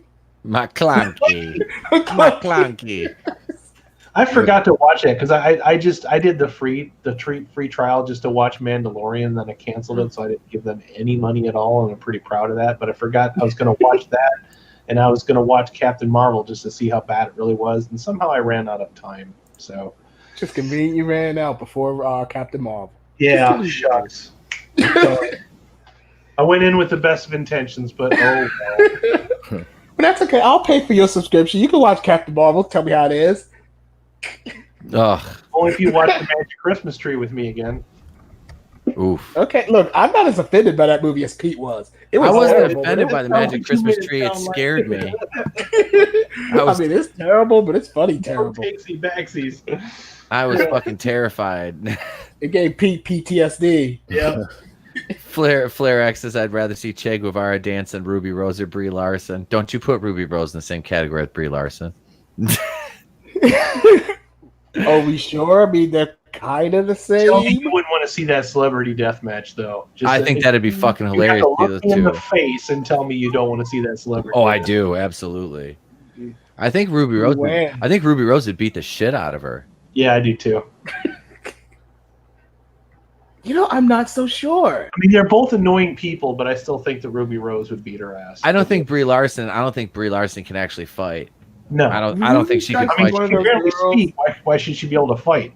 Yeah. Ruby strikes me as one of those girls who fakes the tough girl persona, but the moment any danger happens, she turns into a 1950 Susie Homemaker in a second. Starts making sandwiches instinctively. Just runs to a kitchen. What I'm thinking is Ruby Rose maybe bloodies her lip a little bit, and then they make eye contact, and there's a little sexual tension between them. And I mean, Brie Larson's like a grown-up version of Greta Thunberg, so she is.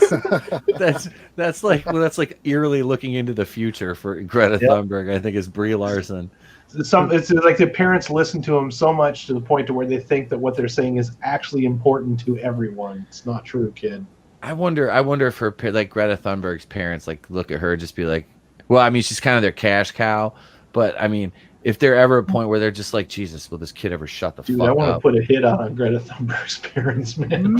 Or parents. Why did you say Jesus, man? Oh wait. Wait, what is Charlie Evangelista says, don't worry, Pete, I'm sure she can pull hair. You talking about Brie Larson, Charlie? Greta Ruby and Brie sex tape. Giggity. I don't know about you guys, but the high school that I graduated from, the girls fought way more than the dudes. And we watched every single one of them. Women are fucking savages when it comes to sometimes the titties came out, sometimes they didn't.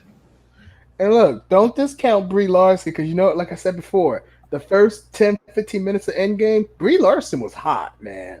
I don't care. You can record my audio of me saying that. Brie Larson, I just want to bend her over with that and just give it to her.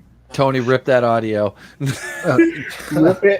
Rip it hard. I don't know if I can sit through that again. I don't know if I can sit through that. There's no coming back from that one. No, you looked into the eye of the abyss and it looked back at you with that one. Yep.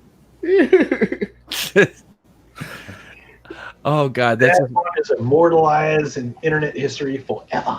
Well, that's just like that Jessica Chastain chick that they were rumoring that's going to play Reverse Flash. I was just like, I look at her and I'm like, she's kind of attractive, but I don't know. I'm like, I just don't see her as Reverse Flash. You know, it's like you know what? I want her as Reverse Flash for one. I think we discussed why I want to see her as Reverse Flash. It would be hilarious because Reverse Flash's whole gimmick is that he feels inadequate. He has Napoleon syndrome when it comes to the Flash. Sure, let's put this woman on here who is constantly obsessed with this guy, and that she knows she's not better than him, and she never will be. Let's see how that one goes over. Oh yeah. Charlie said, "I never lost a titty in a fight. My ass, however, has come out once in a blue moon." Dude, have you ever taken two pens and like a rubber band and twisted that shit up really good and then just let that shit go? That's what girls look like when they fought in my high school. Just rolling around and just flipping all over the place, man. It's crazy. Oh shit! Speaking of things that are kind of funny, we've got this Obi Wan Kenobi series here, and the production is already in trouble. According to this is an article from Epic Stream. This came out today.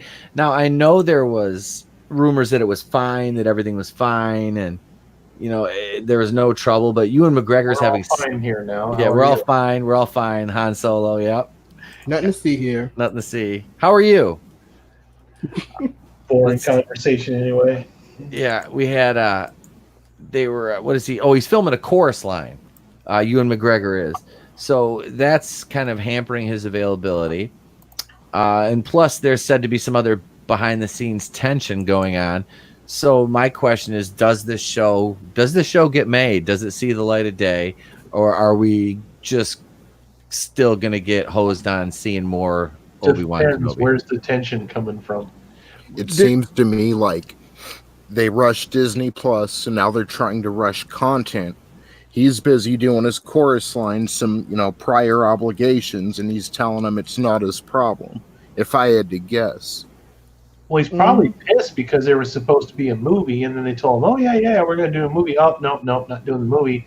If I was him, I'd probably be a dick about it too. Yeah, and I think that's what some of it is that this was supposed to be a movie, right? And this is what we wanted when we got Solo. Everybody wanted Obi-Wan. They wanted either Obi-Wan or Boba Fett. Boba Fett. Yep, the Mangold Boba Fett was floating around at that point too. Ewan McGregor will do TV, but I think he prefers movies and Broadway to doing TV shows, because sometimes TV shows can have a really rigid schedule that'll like lock you up so that you can't do a lot of other things while they're shooting. Especially something like Mandalorian, where there's a lot of production involved and a lot of different locations that need to be taken into consideration, special effects and stuff like that. So it might be a little bit too much of a commitment. But yeah, if I was him, I'd be pissed. I'm like, well, you said you're going to give me a movie, then you didn't give me a movie, and now you want to give me a movie again because your last TV show did really good. You want to give me my own TV show? Well, fuck you. See, they got desperate because they thought The Mandalorian was going to be enough to hook everyone in, which it did. The problem is they didn't count on so many people canceling Disney Plus after it ended. Yep, and they're not going to sign back up until they that. Really not take that into consideration, because I when I had Disney Plus, I combed through there. My folks combed through there because we shared the account. There was a lot, way too much kid stuff on there to even consider keeping it. They thought you would stick around for Gargoyles and Darkwing Duck and X-Men and Spider-Man. They thought the member berries were going to kick in. I didn't watch X-Men when I was growing up, so I don't have those member berries for that show. I'm sure it was a fine show, but I wasn't, like I said, great show. I still wouldn't get Disney Plus for it. I wasn't into the comic books back then, and when I was mostly reading Punisher. So they didn't have a cartoon for that. I was always hoping that they would make an HBO animated series like they did with Spawn, but based on the Punisher. But that'd have been nice. Ain't nobody gonna listen to Reason when it comes to something like that. Good old Punisher. Punisher was huge back. If they made it as violent as Spawn was and then took it seriously, it could have been fucking great. But no. I think the problem was just it's always with Marvel. It's always the copyrights. Big problem with Punisher is on one hand you got Punisher, but no one ever had the rights to the Kingpin, which was his arch nemesis. He was always kind of stuck there. McFarlane was anxious to make a name for himself, so he probably cut a pretty good deal with HBO to make that series. But I tell you, man, there's more heart in that than even some of the comic books, I dare say. Spawn was good. I know, Tom McFarlane's art is hit or miss with some people, but to be honest, the Spawn books in the 90s, they were good. They were hits, man. Yeah. These were the only thing that kind of messed it up was the movie. The animated series even elevated it because it was even a little darker than the comics at times. So and people went back to read the books after the cartoons came out. This is true. Spawn had I was one of those people, Does anybody look at Ewan McGregor a little bit differently after his comments on toxic masculinity surrounding the Birds of Prey release? I mean, not really. Did you guys watch the show Fargo? I didn't. Okay, I watched Fargo. He was in season 3 of Fargo. If you guys are not familiar with Fargo, it is a TV series loosely based on the Fargo movie that came out that had Steve Buscemi and a bunch of other people in there. Francis McDormand, pregnant cop. It's not the same story. It's similar in that style to where it's kind of like a black comedy, but each season is a completely different story with completely different actors, but it's something set in a similar setting as Fargo. By the time season 3 ran around, Ewan McGregor was announced that he was going to play a dual role in the show. He's playing 2 different characters. So it's like, oh man, this is exciting, because season 1 and season 2 were brilliant of that show. Season 3 comes along, not so much. It was a hot mess. And my opinions of Ewan McGregor have gone downhill since he did that, followed by his performance as Lumiere in the Beauty and the Beast remake, which I don't think is that bad for remakes go, but still, I'm like, okay, your career is not where it used to be. You know what I mean? But I was genuinely disappointed in his performance in season 3 of Fargo, because I'm like, sometimes even if a show is a complete mess, you get a good performance out of it. Yeah. Not so much with that one. Well, I just thought it was kind of funny that Ewan McGregor's all of a sudden a feminist when that motherfucker just got done fucking cheating on his wife and shit. That's why it didn't bother me. That's why I just kind of laughed. I was just like, who you trying to convince here, bud?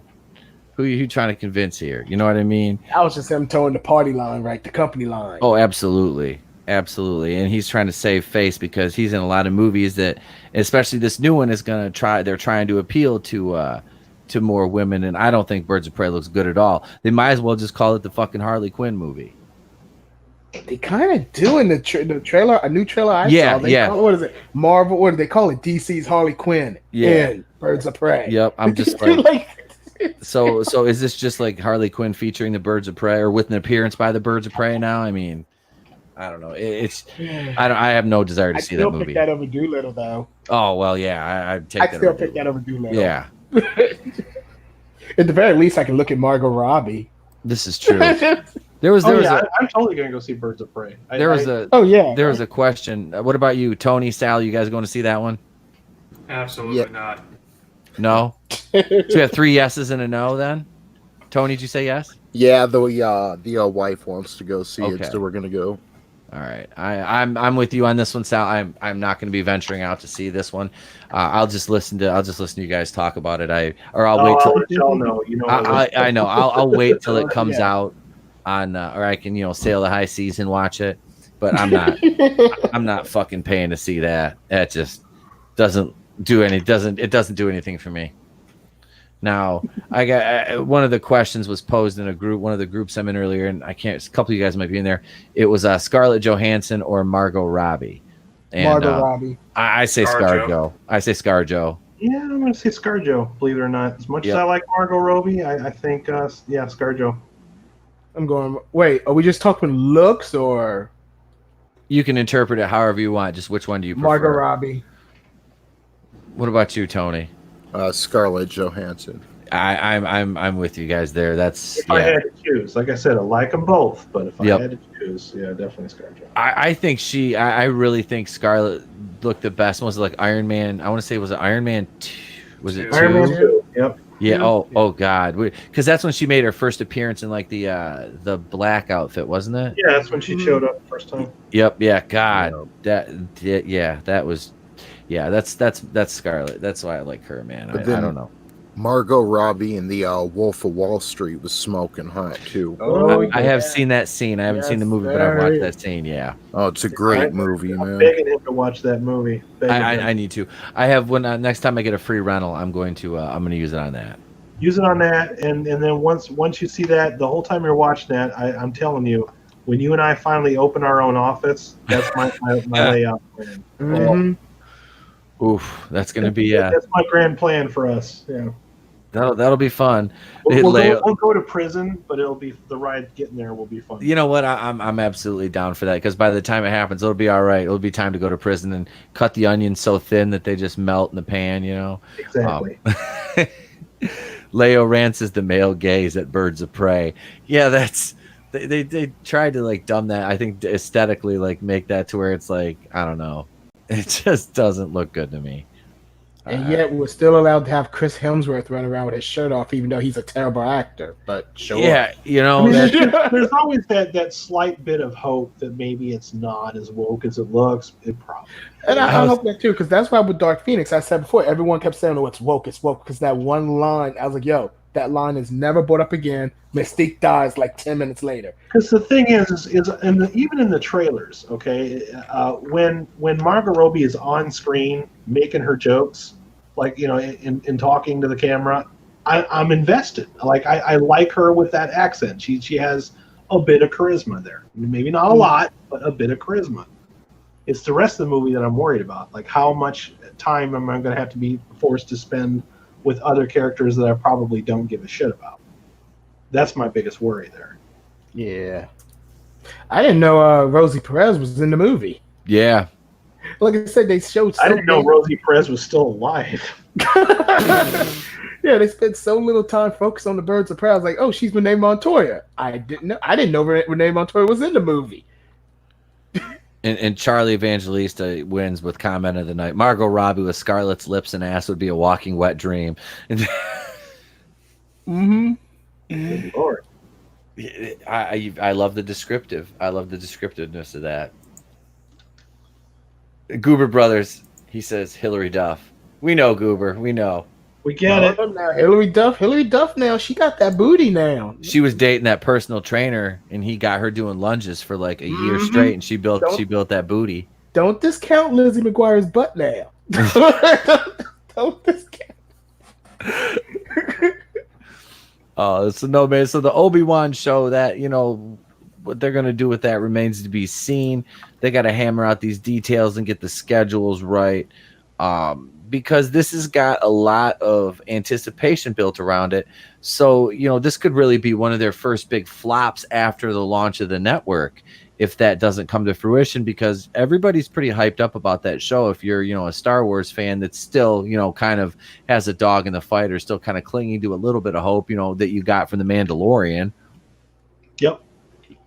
And that's part of the issue is, The Mandalorian has such a it's set such a high bar now for season 1, and it's like you're sitting back, and I'm just sitting back waiting for season 2, which comes out, and I think it's October this year, going, please don't fuck this up, please don't fuck this up, please don't fuck this up, please don't Disney this up. I mean, well, I'm thinking like, okay, Mandalorian has that like really cool Western vibe. Like yes. With Obi Wan, you could do like kind of like a kung fu type vibe, where you got a guy that's in exile that's trying to hide, and gets caught into these situations, resolves these situations, but then has to move on to the next area.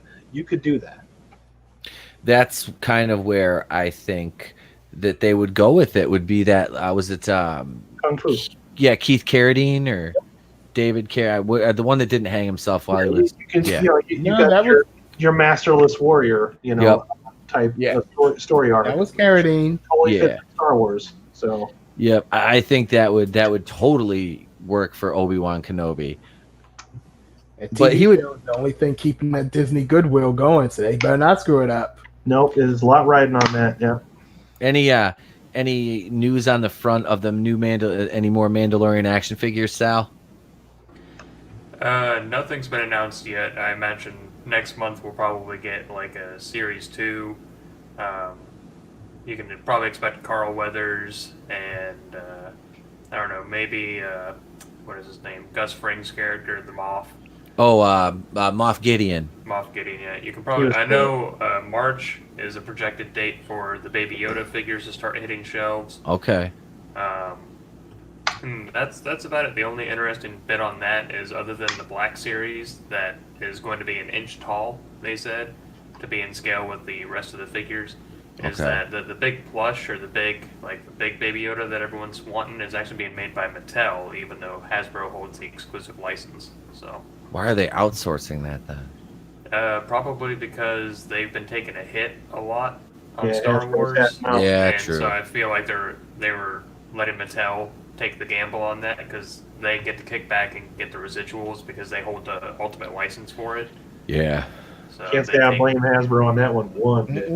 No, not done good by Disney whatsoever. Because you gotta realize, like, yeah, the Baby Yoda memes are everywhere. Everyone quote loves Baby Yoda, but the normies are not gonna go out and buy it.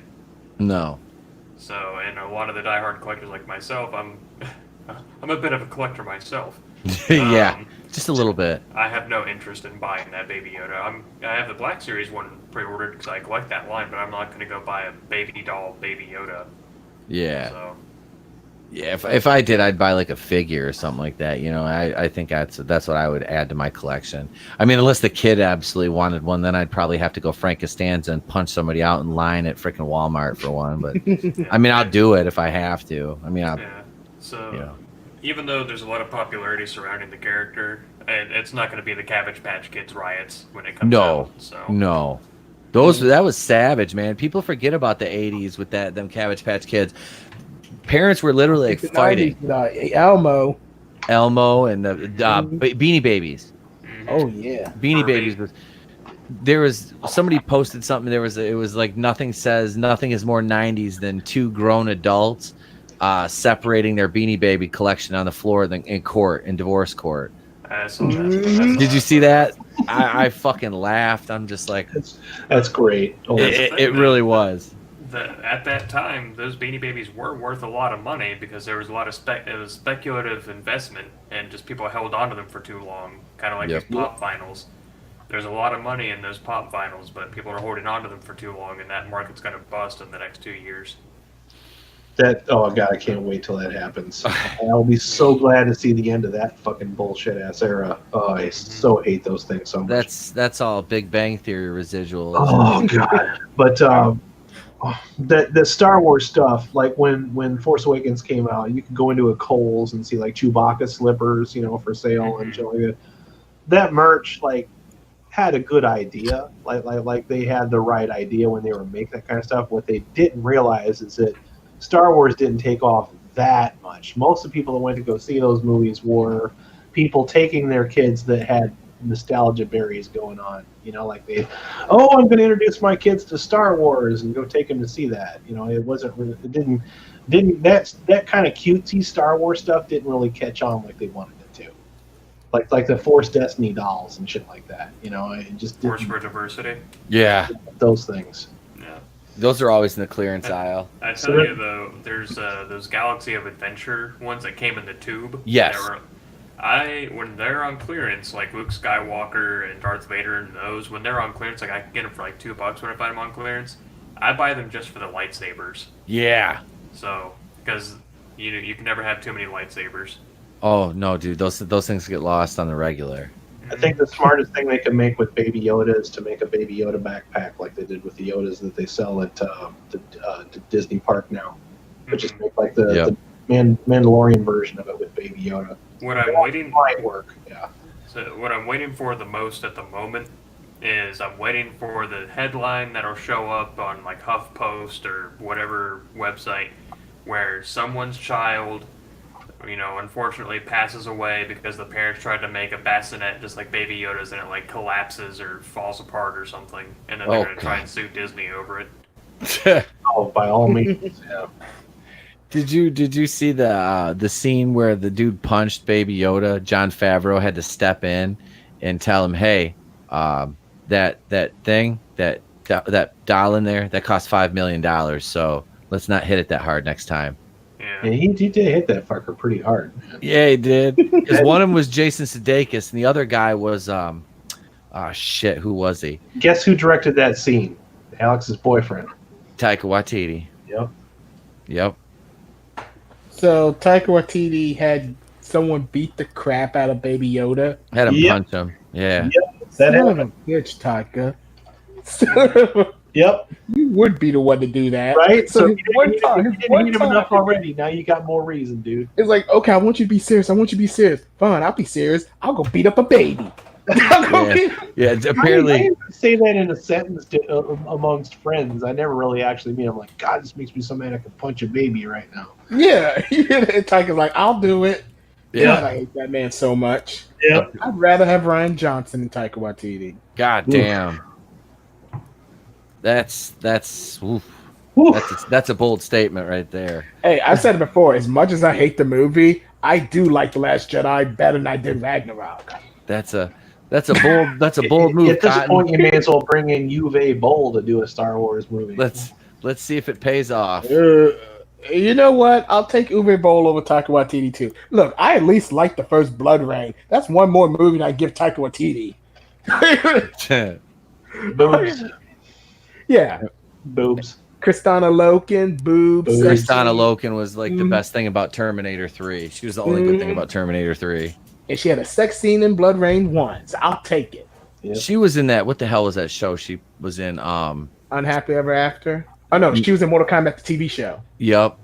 Yeah. Yeah, see, Flare X, yeah, that was the one scene right there to prove stormtroopers can't shoot. I'm like, didn't we do this joke like 3 or 4 episodes back, like with the whole heist episode? I'm like, and did it better. Yeah, did it better and established it, and it was funny and it was very meta. Move on. And you had a comedian do that joke too, which was appropriate. Member berries. But now you're setting up a whole scene and dragging it out for 5 minutes just to do that joke again. Yeah, Bill Burr was the best one. He's like, I wasn't a stormtrooper. Because Taika Waititi, he got to get his jokes in, man. He got to get it in. He got to get his spots in, man. He's like a spot monkey. He is. He truly is a spot monkey of a director. That's a really good fucking analogy. Yeah. He got to get it in. That's like, he's like ladder spot, throw him off the top of the cage, ladder spot. He does look a little like a spot monkey, not to mention it. He does. Yeah. If I ever see that man, I would punch him right in the face. I wouldn't even explain why I did it. I just like, you know why. When we were watching that part when IG-88 was making his big deep sacrifice, I started going out because I was watching it with my folks. I'm like, da-na-na, da-na-na, da-na-na. Like, that was so ripped off at T2, you asshole. Member berries, man. Member berries. Yeah, but you can't member berries one franchise in a different fucking franchise. It's not supposed You haven't met Disney, sir. You have not met Disney. They will member berry. They will member berry themselves while member burying their previous. You know what, guys? I get it. You own Fox now, but don't be mixing the franchises. Don't be crossing the streams, guys. Don't do this. Yeah, Once that's again, no have bueno. you not met Kevin Feige? He taught Disney you have to cross the streams. I don't want no Skynet in my Star Wars. All right, don't do that. That was the show she was on. Keely Chow, remembered. That was Christina Loken. Painkiller Jane. That's what I watched her on. I was like, she was so hot. I didn't even know it was a comic book. I just like watched her in that show because she was hot as hell. She is hot, man. Kristana Loken is. Yeah. Hot. Yes, she was not a great Terminator, but I could see her as a Terminatrix. I'd pay her a couple $100 an hour to slap. To be me honest, around, she's still better than all the Terminators that came after. Yeah, T3 is not good, but compared to some of the other ones, it's tolerable. It's not great, but better than Genocides. I mean, really, out of all those, the only one that I thought was remotely interesting for at least a little while was probably Salvation. I like that one. I like the R-rated version of Salvation. I do. My only problem with Salvation, the director's cut. But yeah, the other ones were just they keep doing the same fucking story. Yeah. At least Salvation was not doing that same goddamn story. Salvation. Well, until you get to the PG-13 version. The PG-13 version focuses less on the war and more on the cyborg protecting the future of the universe and all that stuff. Okay. Yeah, the R-rated version. I only ever watched the director's version. Yeah, watch the director's version. That one keeps it kind of. I did not see that in the movie theater because, like I said, I gave up on that after 2. I did, but then once I saw the R-rated version, once I saw the R-rated version and Moonblood Goods boobs, I was sold. All right, so we'll switch over here, switch gears up a little bit, and jump over to Screen Rant and talk about an article that said, yes, Sony's Spider-Man universe is building towards the Sinister Six. And this is alluding to another Easter egg we got in the Morbius trailer, which was recently released. And I really thought it was cool to see Michael Keaton's Vulture show up in that trailer. Yep, that was a good trailer. That is proving that this is taking place within the friendly confines of the MCU. So I think this, like they said, Feige said, Spider-Man's the only superhero that's going to be able to jump back and forth between universes. So are we going to get? I really don't want to see a Sinister Six in the MCU. It'll be on the Sony side, definitely, because they're already building towards that. But they've rumored now you've got. Just don't bring back Jamie Foxx's Electro, please. Well, that's the thing is that's probably going to be because that's one of the original Sinister Six. No, that has to not exist. I wouldn't say they would bring back Jamie Foxx. No. So here's my question about because I honestly don't know: is the Vulture in the MC universe or is he in the Sony universe because he's in Homecoming, but is he a Sony character? Because we know Sony. He is a Sony character from everything that I've read so far. He is one of the Sony characters, and he falls under the sharing agreement. But I don't see them putting the Sinister Six movie out in the MCU because Feige doesn't want to muddle the waters that much. Right. I ask that because, if he's a Sony character and he just kind of shares it, then is Morbius really in the MCU or is it still in the Sony, just with a shared character? Probably more in the Sony. Yeah. And what they're gonna what they said is it's gonna be the Sony side is gonna be adjacent to the MCU but non-canonical, but the MCU is canonical to the Sony side, which creates its own set of problems. It just basically means it's gonna be like the TV universe. We're never going to acknowledge it. We're never going to acknowledge it ever, ever, ever. They will just constantly keep referring to, oh, that guy in the suit, the tin suit. Oh, that guy with the shield. Do you remember when the Netflix series did that a lot? Like they could never say the characters' names. Oh, the big green guy. You mean the Hulk? These are public known figures. You can't just say their name. I was not a fan of Agents of S.H.I.E.L.D. I tried, man. I just couldn't stay with it. The first season's bad, but it gets better in the second one. But hey, it ain't for everybody. I never saw an episode of Agent Carter, but boy, do I love the lady that plays Agent Carter. Charlie. Season 1 was terrible. Season 2 was great. Oh. Hey, Charlie, thank you for joining us. He says, all right, love you guys. I just moved today and I'm beat. Great episode as usual. Have an awesome night. See you guys next time. Thank you for joining us, Charlie, and thank you for hanging out and putting in your 2 cents as always. Thanks for listening to all of our hot air. Absolutely. We appreciate it. Leo Rance says Morbius has to bump into Blade at some point. That would be absolutely fine with me. I want to see that. I really do. Mahershala Ali. Yep. You mean Cottonmouth? Yeah. Well, yeah, he was. He was Cottonmouth. Shh, that didn't happen. Yeah, apparently. That whole season went downhill after, spoiler alert, not that it matters, after he got killed, like, partway through, I was like, I'm done. After they pulled a Black Panther. He was an interesting villain, too. Yeah, he was compelling. He had charisma and swagger, like, Mahershala's got talent, man. I'm not completely upset about him trying to do Blade. I want to see where it goes. No, he's definitely got that look down, man. And he was good in Alita. But like Sal said, the swagger is what's important. Yes. Wesley Snipes had a ton of swagger. He really brought that John Shaft element to that character, which is what makes him work and why I like him so much. Wesley Snipes owned that role. I mean, he was Blade. I mean, he Blade. He still is. Let's see. I'm going to be interested to see who they cast if they cast Whisper. Oh yeah, a Whistler. Whistler, yeah, sorry. No, that's fine. Yeah, that would be. God, I don't know. I wonder where they even put Whistler in the movie because Whistler doesn't exist in the comics. Yeah, I don't know. Like for someone like I myself, can see them ignoring Whistler, but I hope they do put him in there. Like someone like myself, it's kind of like I think I talked about this on the last boardroom, how they're doing Snake Eyes, where they're making him Asian. Yep. Which I feel like, because he said, Storm Shadow said, "Oh, hello, brother," in the movie, and he didn't take his mask off, so I'm feeling like someone watched that and they're like, "Oh, he must be Asian." So you probably would put that kind of dumbass logic to it. No, even then, in the first movie, they show a prequel scene to Snake Eyes as a kid, and he was clearly white. Yeah, they do. They're doing that. He's clearly a white kid in the Larry Hama comics too. They're doing that thing. Yeah, they're doing that thing where guy is a white guy. They're doing that thing again where it's like, oh, it's martial arts. It has to be Asian. It has to be Asian because no one else on the planet knows martial arts. Yeah, I was gonna say, Sal, you've got the history of this character down pretty well front and back and side to side. And yeah, we were talking about this last week on the boardroom that they're gonna make him take his mask off and now he's Asian, and it's like it doesn't make any sense to the lineage of the character at all.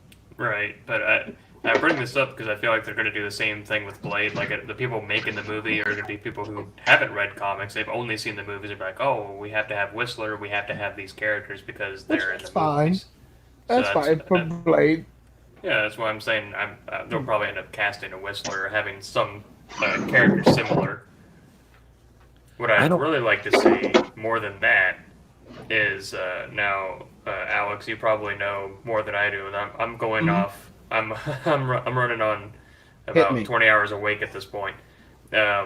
Blade was originally he was the son of a prostitute, right? His mom was a prostitute. I believe he was. Yes. And it was from London prostitute. He's not American. Right, and it was from what, like, not Jack the Ripper time, but around like Victorian London, something like that. So I'd be curious if they're going to go that far back with him, or if they're going to try and like make him modern. I feel like they're gonna make it because here's the thing: when they did it in the comic books in the Tomb of Dracula, the whole Victorian thing would have been somewhat recently, so it allowed Blade to just be that age when the time came. They're probably just gonna modernize it. Yeah. I just feel like it'd be better served for them to have him be that far back, and I don't know, be in some kind of stasis or deep sleep or something, and be like, oh, that's why there haven't been vampires until recently, instead of trying to be like, oh yeah, there's this new there was this movie I watched forever ago. I think it's called like Side Effects, but it's spelled FX or something like that. It's some really shitty like D vampire movie, and it's a drug or something that people take and it turns them into vampires or something. It was fucking weird. Oh jeez. But I feel like that'd be something they try to pull. Still sounds better than Twilight. Still a better love story than Twilight. As long as they make Blade rated R, I got faith in that movie. The moment I hear it's a PG-13 movie, I'm the same way, dude. I want it to stay for adults. Because that's the thing that'll be the massive bummer. I mean, it's not, no matter what they do, it's not going to be as good as that original first movie was. I'm sorry, you can't. That was a time bottle experience that's not going to be recreated. That intro in that movie is my favorite intro of any movie ever. The whole bloodbath sequence, absolutely adore it. They can't do that again without completely ripping it off. So the best I can ask for is just make an R-rated movie that's entertaining with some decent performances in it and some pretty cool action, and I'll be all right. And make sure it has a decent villain too. Marvel. Yeah. Don't asking too much. Don't kitty one good one every 10 years. Don't kitty that one up. Don't make it stupid quip and all that shit and joke. They will. They can't help it. The only thing that makes me the reason why I bring all this up is because Blade, historically hunts vampires, other creatures of the night, shit like that. To keep his character like gainfully employed, that means there's gonna have to be a fuck ton of vampires all of a sudden in the MCU. Yeah. Well, here's the thing. You can just do it like they do in the comics and even in the show, where like they're hidden. People don't know. Maybe S.H.I.E.L.D. doesn't know about them. I mean, they should do something like that though, because look how much money Joker has done. I mean, Joker is giving Marvel a run for their money. And I mean, DC beat them to it. They did a hardcore, R-rated movie with a villain as its protagonist. Not Marvel. Marvel doesn't have the balls to do a movie like that. They play it too. They play it too safe. They'll never until they. Deadpool is not an MCU movie, so that doesn't count either. So. Problem is, all Marvel's good villains belong to Spider-Man, the Fantastic Four, and the X-Men. Yep. Those are all the good villains Marvel had. It belongs to and Marvel's not going to do it anyway, because if they did, then it would look like they're bowing down and trying to copy DC. So they can't do shit like that. They should, but it ain't stopped them the last 50 years. How long have we been begging for that Doctor Doom movie? Oh Jesus! Yeah, I don't think that Marvel would know how to do that character right. Nope. I don't think he did. That's one of those things, man. Like, if he was still alive, you'd have to bring Stan Lee in, man. Like, how do we do this? Yep. That's you have to go to the Allfather for stuff like that, man. Go to the Master. Ethan Van Sciver said for Doctor Doom, just do Darth Vader. Yeah. It's pretty much what he is, but you should do it. You should do it in a way to where you introduce the next phase with that character and show how he becomes a villain. And then introduce all of your heroes later. You know what I mean? Yeah. Slow burn. Do it like a Joker movie, but with Doctor Doom. And then lead up to Fantastic Four. But that shit makes much sense. That's what they're going to end up doing with that. Remember in Spider-Man: Far From Home, and the lead up to that, that's release. we were all kind of speculating and hearing rumors that Norman Osborn was going to make an appearance in a post-credit scene in the old Avengers Tower. The old Avengers Tower was going to be Oscorp, and you were going to get some Sinister Six build up that, and it was supposed to be David. Green Goblin away from the Sinister Six. He does not fit with that group. He never has. That and Green Goblin's been done to death, and we don't. Well, he wasn't going to be the main main antagonist in the Sinister Six. He was going to be more or less the benefactor, and that brings me, to another rumor that so we've got the characters we've got so far in the Spider-Man movies. We've got obviously Vulture, we've got Scorpion, we've got Shocker, and we've got Mysterio. So, but Scorpion, Vulture, Chameleon. Chameleon, Vulture, Chameleon, Prowler, Yep. Mysterio. Fucking Shocker, Yep. And God, there were like two more. The Russian guy that was the bus driver in Far From Home is related to Kraven. Yeah, it's Chameleon. So then by proxy you've got Kraven. Yep. And then anyone else now Morbius. I guess if they wanted to spin it that way, they could. And they're talking about they're having that was the Black Cat and Silver Sable movies back in development again. Lord. And I'll take a Silver Sable. Nobody cares. I'm all right with that one. Yeah, Silver Sable's actually a cool character. Yep, I'm right with that one. And then Shriek is supposed to be joining Carnage and Venom 2, and that goes along with the Maximum Carnage storyline. So there's can I interrupt for a second? I just completely forgot. You know who's also in the Maximum Carnage storyline? I completely forgot about it. Morbius. Yep. There's your crossover. There it is, and that kind of works. Because they're supposed to. Now I don't know if Venom 2 is going to go right into Maximum Carnage, or if they're gonna kind of hold off to see how the second one doesn't do that in the third movie, if they get that far, which I think is kind of a smart move. I mean, I would give the people something. You're gonna have Shriek and Carnage and Venom, and who else knows what else they're gonna bring into that one. So, which that comes out this October. So, which is kind of cool because you've got Morbius in July, and then you've got Venom in October. So, I don't know. I think how do you think Venom will stack up box office wise against the Eternals? They come out a month apart. Oh, Venom will do better. I think Venom's going to pound the Eternals into the fucking dirt. It depends. Venom is popular, contrary to what these little idiot fanboys like to say. Oh, Venom was never cool. Yeah. Venom is still popular, at least if it's Eddie Brock. No one gives a damn about Flash Thompson Venom. I'm sorry. I think Venom was like Marvel's closest character trying to copy. Well, was Venom before Spawn or after? Before. Venom it was Todd McFarlane who redesigned Venom. Well, yeah, that's right. They have the same creator, Todd McFarlane. So Venom was hot in the 90s for sure, and the Venom movie did a lot better than everybody anticipated it would. So it has a following. So. Mm-hmm. That's it. I really think Tom Hardy did an excellent job as Eddie Brock in that. So that's a big part of it too. Is you've got somebody who he just fits that role. Mm-hmm. He really fit that role. Yeah, Eddie Brock never stopped being cool. It's just Marvel basically punished him for Spider-Man 3 and be like, well, fine, he can never be Venom ever again. And what happened when they finally let him be Venom again? Venom now I think is the best-selling comic at Marvel. I believe it's one of behind Fantastic Four. Like. Eddie Brock is a hit. Just get him right. Yep. Just get the whole boy right. He's not Eric Foreman. Oh God, no! Please no. He's Bane. Yeah. So this is this whole appearance with Michael Keaton, Adrian Toomes in this. He makes his appearance and he knows who Morbius is. He says his name. Got tired of doing the good guy thing, huh? What's up, Doc? Now I just am interested in how he knows him and how these two are interacting. It's this was a really good trailer. This was one of the better trailers I've seen as of late.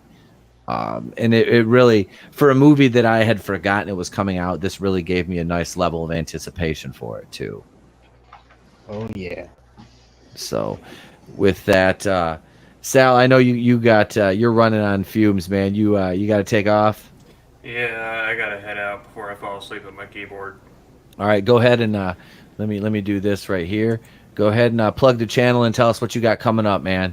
Channel is 2 Cents Toys. I have filmed 7 more videos today. They'll be coming out over the course of the next couple weeks. And I'm going to film some more tomorrow after I get back from work and before I go to bed. So, if you like things like TMNT and Star Wars and all sorts of different pop culture things, subscribe to the channel. Maybe you'll enjoy it. If you like my dry delivery and my sense of humor, then you'll really enjoy it. And yeah, that's all I got. Thanks for having me on. I will see everyone on the flip side. Oh man, thank you for coming on. I know it's last minute, brother, but thanks for coming on. I appreciate it. Absolutely. Have a great night, guys. You too, man. Yeah. Have a good night. And we'll you can catch Sal on the boardroom Wednesday night this week. We'll be over on Adam's channel, Raiders of the Lost Flicks, this week for the weekly boardroom meeting. So yeah, I'm like I said, back to the Spider-Man thing for a minute before we switch it up. I'm very, very excited about the Morbius and the Venom now. And like I said, they were working. Sony was working on this Black Cat and Silver Sable movie years ago, when they had their first Sinister Six movie plan that kind of fell apart. But this, I really want to see this Rogues Gallery kind of come to life, and then them bring Spider-Man over. And I want to see a more grown-up Spider-Man. I will beat this fucking drum to death. I am tired of fucking high school Spider-Man. Just Jesus. Give us a Spider-Man that's not somebody's bitch, please. Also, I'm sitting here staring at lists of Spider-Man villains. So I used to read these comics, and I don't remember a lot of the villains, unfortunately. And trying to think of who would be a good villain for the next Spider-Man movie, and just nothing is coming. It's Kraven. That hasn't been done before. Okay, Kraven. So Kraven's the only one that hasn't been done. Yep, that's what they're going with for Spider-Man 3 is Kraven the Hunter, and they're gonna. I'm looking at all these things like I don't want to see anybody else play Doc Ock. I sure as hell don't want them to do the Green Goblin. Doc Ock you can probably bring back just because it's been about 15 years. Too soon though, because the thing is Alfred Molina owned that. Yep, I was gonna say you got some big shoes to fill. Anybody else? That's true. The only way you're gonna pull that off is you're gonna have to pull a full-on Heath Ledger and just surprise the shit out of everybody. Yep, and that's what they got to do. Yeah, because really commit to that. Yeah, because Green Goblin, I hate to say it, he's not as important as everyone thinks he is. Doc Ock is Spider-Man's true arch nemesis. Yes. So you have to bring him back eventually. You can't go too long without the guy. We've had enough Green Goblins. We can let Green Goblin go away for a while. And I'm saying right now, I don't fucking want Mark Hamill as Doc Ock. Fuck Mark Hamill. Fuck him hard, okay? No talent. You know who I pick as Doc Ock? Who? Jeffrey Tambor. Oh, that would be good. Oh, crap. Jeffrey Tambor would be really good. I was just watching I've been watching Hellboy a whole bunch since I just got on 4K. And I'm watching, I'm like, God, this guy is so fucking great in everything. Like he's got a big part in that movie, but I'm like, he would make a perfect Doc Ock. That's what I want. If he committed to it. Hashtag people. Everything he's done, he commits to. Like he really does. Like I could see him really playing that up good. Does anybody else want to see Rhino? Because I want to see goddamn Rhino. As a side character, not as like the only villain. No, not as a main villain. Yeah, put him in the same movie. Put him in the same movie. But yeah, I could see Jeffrey Tambor doing that. He would be good in that role. Absolutely, man. He's villain material, and he's never had that opportunity, and I'd like to see him go for it. I would. So outside of Batman Returns, yeah, he doesn't really do too many of the villain stuff. Nope. What if you recast? Oh, he was a bad guy in the Jim Carrey Grinch movie. He was the bad mayor of Whoville. Let's not bring that up. Who would you like if they brought Electro back? Who would you cast as Electro? That's a tough one. Honestly, first of all, they won't. Well, I don't know. Not for a while, they won't. Yeah. Here's the thing, and I love Spider-Man, but I'm gonna hit a bitter pill. Yeah, I'm gonna hit a bitter pill. Spider-Man villains are not as great as people like to make that's just it. They're not.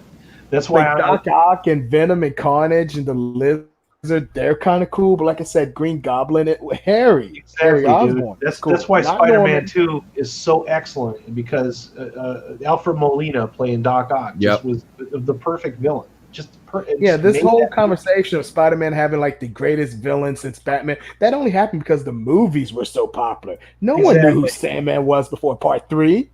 No one knew that. And I feel like Sandman was kind of wasted in that movie too. He was. He really was given a good performance. He got stuffed to the back for all the other bullshit that was going on. Yeah, what's that guy's name? That played Thomas Hayden Church. He's a good actor. Really good. Yeah, he's a really good actor. He came a long way from Wings. Oh God, Wings. This is Tim fucking Daly, baby. Superman and Sandman running an airplane. Was it Keely Chowce's Hobgoblin? He wants to see Hobgoblin. No more goblins. No more goblins. We need to take a break from the goblins. Oh, here's an interesting one. Leo Rance, the guy from House. Hugh Laurie as Doc Ock. That's interesting. Interesting. I don't hate that idea at all, to be honest with you. I can't say that I'm ready to see somebody step into Alfred Molina's shoes and try to. That's going to be tough, because Spider-Man 2 to me is it's not only the best and I know Jeff Hicks says that is the best Spider-Man movie to me. Without a doubt. But that is probably one of the most well done superhero movies I think I've ever seen. I agree. Yes, indeed. It is the best. The hero's journey that Peter Parker goes on, and the way Tobey Maguire translates it. He said Alfred Molina's performance. You've got, I mean, that movie it hit all the notes. They were the right notes at the right time, and it holds up today. It's just a great fucking movie. It really is. And I just watched it again the other day with the kid. You know, we watched the whole Raimi trilogy, and good parenting. Yep. We sit through. We'll sit there and watch the Amazing Spider-Man movies. They're not. They don't offend me or anything. They're just not great. You know, I don't like Andrew Garfield. You know, there's a lot I don't like about those movies. I do like seeing the different characters. You know, obviously, you know, Electro, but yeah, seeing Goblin again, I was, why? Why would you do this again? You know, it just does. It doesn't make sense. And to round this into the MCU, with the rumors of Christian Bale coming into the MCU, now they were talking about him playing Norman Osborn, but being the benefactor and trying to buy Pym particles and connecting him to Ant-Man 3, but not necessarily saying anything about the Goblin. And see, that's the problem right there. Marvel keeps trying to make Norman Osborn Norman Osborn sucks. He always did. Can anyone name me what's so great about Norman Osborn without bringing up Harry or Gwen Stacy? Yeah, that's a negative, Ghost Rider. He's not a cool villain. I'm sorry. He killed Gwen Stacy. Whoop-de-doo. We've been resting on that law for like 30 years now. Let it go. Let it go. Like I said, I'm all right with bringing back Doc Ock. He got heavy shoes to fill, but he's got to come back eventually. But I don't need to see another Goblin or an Osborn again in my life. Here's your Doc Ock. I'm going to share it right now. Share it. Got it, man. Right here. Let's see. Why is my mouse acting up? Yep, there. Jeffrey Tambor. Absolutely. He's back the glasses. Yes, I could see it. Yep. I own that shit. You know, I could see him playing a scientist. I can see him playing a villain. I can see him with a cigar hanging out of his mouth. All of it. Yep. Yeah. And the guy is a heavy hitting actor too. He is. No, he's marketable. You know, it's perfect for it. What do you think, Tony? You got anybody you'd throw in for casting on that one? John Cena. I would like to see John Cena as a villain in a movie. I maybe have him be Electro. Isn't he? Yeah. He's the main villain, I think, in the new Ninja Turtles cartoon. Oh, okay. I'm kind of conflicted because I love Jeffrey Tambor, but Hugh Laurie is actually a good suggestion too. So I couldn't. Either one would be great for me. Yeah, it could work. Yeah, I'd have to see him gain some weight though. Like Doc Ock can't be a little scrawny. He can't be scrawnier than Peter Parker. Yeah, Hugh Laurie'd have to put on 30-40 pounds to because he's thin. He's very thin. He's wiry.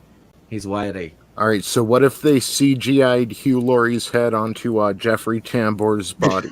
There we go. Now we're talking. Now you're getting into like Rise of Skywalker level material. Right? Yeah. That's Lucasfilm. That's Disney Lucasfilm That sounds like some fuckery. shit Lucasfilm would do in post. Like, maybe we should film this guy. Fuck it, we'll fix it in post. We'll fix it in post. Yep. You know how many I times? know. We'll launch it, but then we'll send out a revised edition a week later. You know how many times I say that on my videos? I'm like, should I fix this now? Fuck it, I'll fix it in post. Yep. And then I don't most of the time. Fix it later. Yep. I was like, we'll just fix this in post. Fuck it. And use Conor McGregor's voice. That would be an angry Doc Ock. He would be just motherfucking Spider-Man.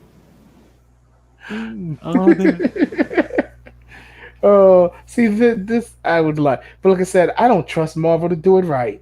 No. I would like to be proven wrong, but I just don't trust them. I don't trust anything from Marvel or Disney until I see it.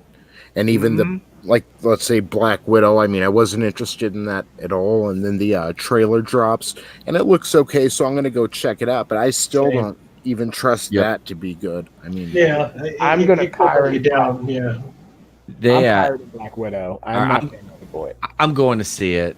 I'm going to see that opening night. I'm cautiously optimistic, and I'm hoping that David Arbor will save the movie if ScarJo doesn't do it already. You know what I mean? Like we all love Scarlett Johansson, but I'm with Alex where we've seen enough Black Widow as it is.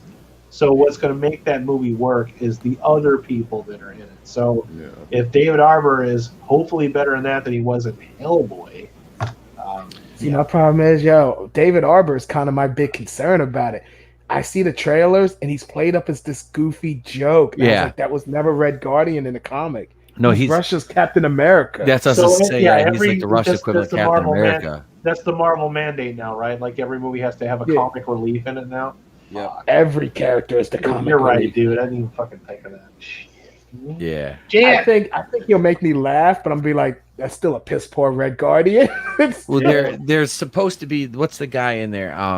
Hang on. Oh, I want to see David Arbor. David Arbor's obviously wanting to get into this superhero thing, and I want to see something work for him, at least one, because Hellboy obviously wasn't it. But I knew Hellboy wasn't going to happen. I want him to get an opportunity to get into that market and do something with it. But Leo, I'll agree with you. There is no such thing as enough Black Widow. Yeah. Yeah, I could watch. I like Black Widow. I don't hate Black Widow, but I'm gonna be honest. I don't really care to see a movie about, not to pay for it. Yeah. Black Widow is one of those characters. She always worked better as a supporting character than she did as a main. She's like Quagmire from Family Guy. Everyone could bitch about where's the spinoff? Where's the spinoff? And you work better as a supporting character. Yeah, we'll find out. Yeah, right. We'll find out. Maybe this movie will be a hit. Yep. Well, it won't be a hit, but maybe it'll be good. I'm cautiously optimistic. Okay, do you guys see this one breaking $1 billion? It's Marvel Black Widow. It probably will. I think this one will be it'll be around the Spider-Man Far From Home numbers, but it'll probably do a little bit better than that. Yeah. I'm imagining this will be a little bit more tonally darker than Spider-Man. You'll have your typical Marvel jokes. We obviously seen it in the trailer, but there's a scene where David Arbor, where he breaks out of that prison. In the trailer, they show this door get kicked open, and it's by this big ass. God, what is that? Oh God, Flare X, young girls trained. R. Kelly. Look at Flare X45 taking on the R. Kelly jokes tonight. Someone's got to do it. What is that? What the hell? Hang on. I'm gonna go to the IMDb for Black Widow, because there was rumors that one of the mutants is going to be in there. A character that is a mutant is, and this guy, he is the largest actor or some shit. I mean, the guy's like massive. I think he's Swedish or something. He posted a thing on Instagram, and he was the one that's supposedly kicking this door in, and I think he's going to be a mutant. Let's see. Michelle Lee, Oliver Richters. This is it right here. Is this the guy, Oliver Richters? Yeah, this is him. This guy is he's 7'2". And he is in one of these scenes. He like fucking kicks through this door. And I believe this guy is going to be like a mutant. Who is he? He's just like an extra in Black Widow, but he's a bodybuilder. He's like one of the largest like actors in the world. He's like 7'2". This guy's a fucking he's a monster. So he's got a scene in his trademark is towering height. But he's got a scene in Black Widow in that scene where David Harbour's like breaking out of that prison in the gulag. So this is him breaking out of there. It's like him kicking this door in. But yeah, this guy is just a beast. I mean, look at this compared to like a normal dude. This guy's massive.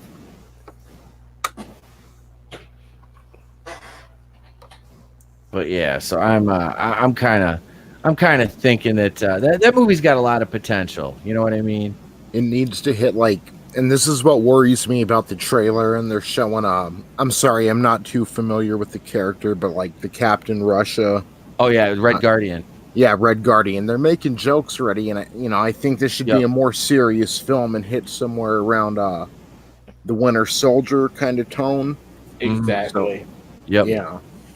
Yeah, that was it. Because the Winter Soldier, it had a few little spots in it that were kind of humorous, but that was mostly a fucking serious tone movie, and that's it. That's why that's one of the many reasons why it's my favorite MCU movie, and I mean, I personally think it's the best one in the MCU. Me too. I really do. Dude, Sebastian Stan in that movie was fucking incredible. He was awesome. Yeah. Him and Chris Evans really had and I'm not the biggest Chris Evans fan, but they had such a good chemistry in all their appearances together, and that one just like solidified it. I mean, Civil War was good, but this one was just Civil War is basically an Avengers movie anyway, so. Yeah, Winter Soldier was kind of lightning in a bottle, you know? Yep. Mm-hmm. Yeah. Oh, Goober Brothers says, y'all think the Russian bots will have an influence on Black Widow? Of course. Of course. We will, comrade. We will. Trust me. If he dies, he dies. No, so that was, I think there's, like I said, we got, going from even the Spider-Man to Sinister Six up to the Black Widow into Morbius and basically fuck the Eternals, because I don't really think that's, like I don't, if you want to see the Eternals, you like it, I'm not knocking you, I'm not, but that movie, nothing about it really appeals to me. Like they're hoping it'll be the new Guardians of the Galaxy. I don't think it's going to. Yeah, the obscure property where even hardcore fans don't really know about it. That's what they're hoping for. Because, I mean, when I heard about the Eternals, I'm like, who? And it's like, oh, they've been here the whole time. It's like, well, we've never seen them before. So what are you retconning now? Let's hear it, This is the problem with the MCU now that's been around for so long, is everything is eventually going to become retcon. Yeah. Oh, yeah. It's just varying degrees. You're in comic books. Yep. I know people like Movie Bob likes to make fun of comic books, but like, well, you're not as good as like movies are less confusing. Oh, just wait, movies will get there. Yeah, give it enough time, and Captain Marvel's already started. Oh, that's the one thing that I find so offensive about that movie, is not that it offends me, but it offends me in the fact that they retconned the name of the Avengers to make it look like the Avenger Initiative was started because of Carol Danvers, when indeed it was Captain America. Come on, don't spit up. What offends me is that the MCU, and I mean it really almost had a grassroots beginning, and I think what really got it over was personality. Yes. People fell in love with Robert Downey Jr. So now we've got Captain Marvel, who's an emotionless hack, and to retcon the Avenger, that's insulting. But now we're bringing in the Angelina Jolies of the world, and I mean, that's what gets me. It's always been personality kind of at the center of these movies, and now we see what's in store for the future, and it's just nothing. I mean, audience, I don't know. Like Angelina Jolie, there's nothing special about her personality-wise that I think she would, fit into the MCU, make a special mark for herself. So it's kind of lackluster, Maybe Doctor Strange 2 will be good, but there's not much to look forward to. Yeah. Yeah, they really took the wind out of our sails with Doctor Strange 2, with Scott Derrickson leaving the project and Kevin Feige so adamantly saying, "Oh no, it's not going to be horror. It's not going to be horror." And it's like, well, we wanted that though. You gotta start making that formula. It's gonna get old. It already has. See, you know what the MCU really needs? You know what it really needs? It needs Paramount back. Mm-hmm. Yeah. Paramount was what made the MCU so great. You go back and look at Phase 1. They may not be the best movies, but each movie felt like its own thing. It felt like a tone. It felt like its own. Hulk had an identity, Thor had an identity, Captain America had an identity. But then after Avengers, technically the first Disney MCU movie was Iron Man 3. They had already finished wrapping up everything else when Disney bought it. So Avengers don't count. And Iron Man 3, that's when we started. Jokes until Civil War. I mean, Winter Soldier. Then jokes. You need Paramount back. Yeah. Pete and I were talking about they've kind of blown a golden opportunity because they could have, and I think this would make the movies where they all come together, the ensemble movies, more interesting. But I mean, they could explore so many different genres and styles of movies and styles of filmmaking, and I mean, and then just bring it all together in these huge collaborative projects. But it's almost, they care more about quantity than quality, and I think in the long run, they would make more if they put more time and effort into perfecting their art, and making it unique, each film. I don't know. It sucks they got lazy because, I mean, this is kind of a once in a generation, maybe once in a lifetime, project, the MCU. And it's just, if you really look at it up close, I mean, there's not much substance there. No, you're absolutely right, man. You hit that on the head. It's all kind of, it just all blends together now. Like you said, the Phase 1 movies, they all had a different feel to them. Each character had a different feel to their little corner of the universe. Then you start crossing them over and you see the similarities. But now it's just like it's just paint by numbers. It's just, I mean, Far From Home came out and it was just kind of like we spoke about. I was just indifferent to it. It's just, it doesn't matter if I see this movie because I already know what it is. Mm-hmm. Yep, I did. Far From Home. I'm not going to rant about that one. But. I still ain't seen it, and I have no plans to see it. You're not missing anything.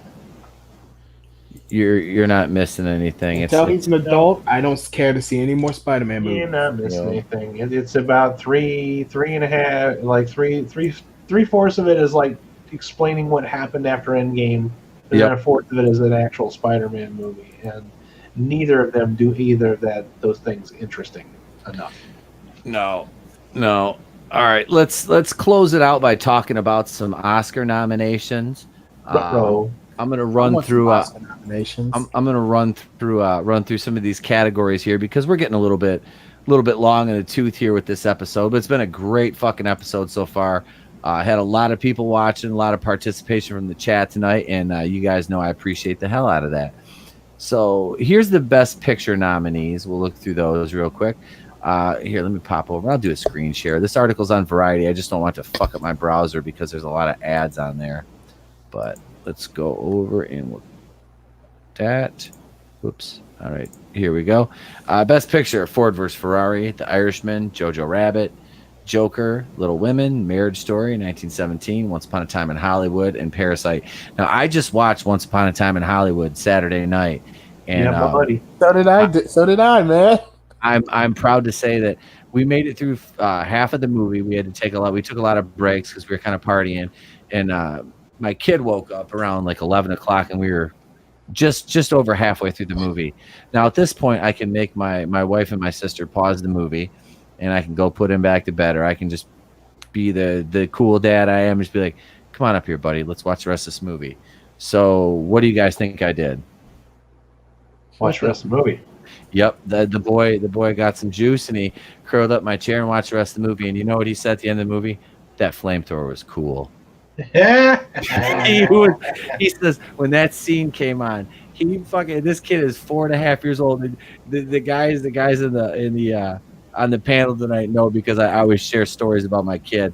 They set that shit up perfectly too. Oh my God, they laid that down since the beginning of the movie. Yeah. What was it called? Chekhov's gun. They did it right. When he was hitting that chick in the pool with that flamethrower, Trey's like, it's like the Mandalorian, Dad. I'm like, that's right, son. That's right. It is. Yeah.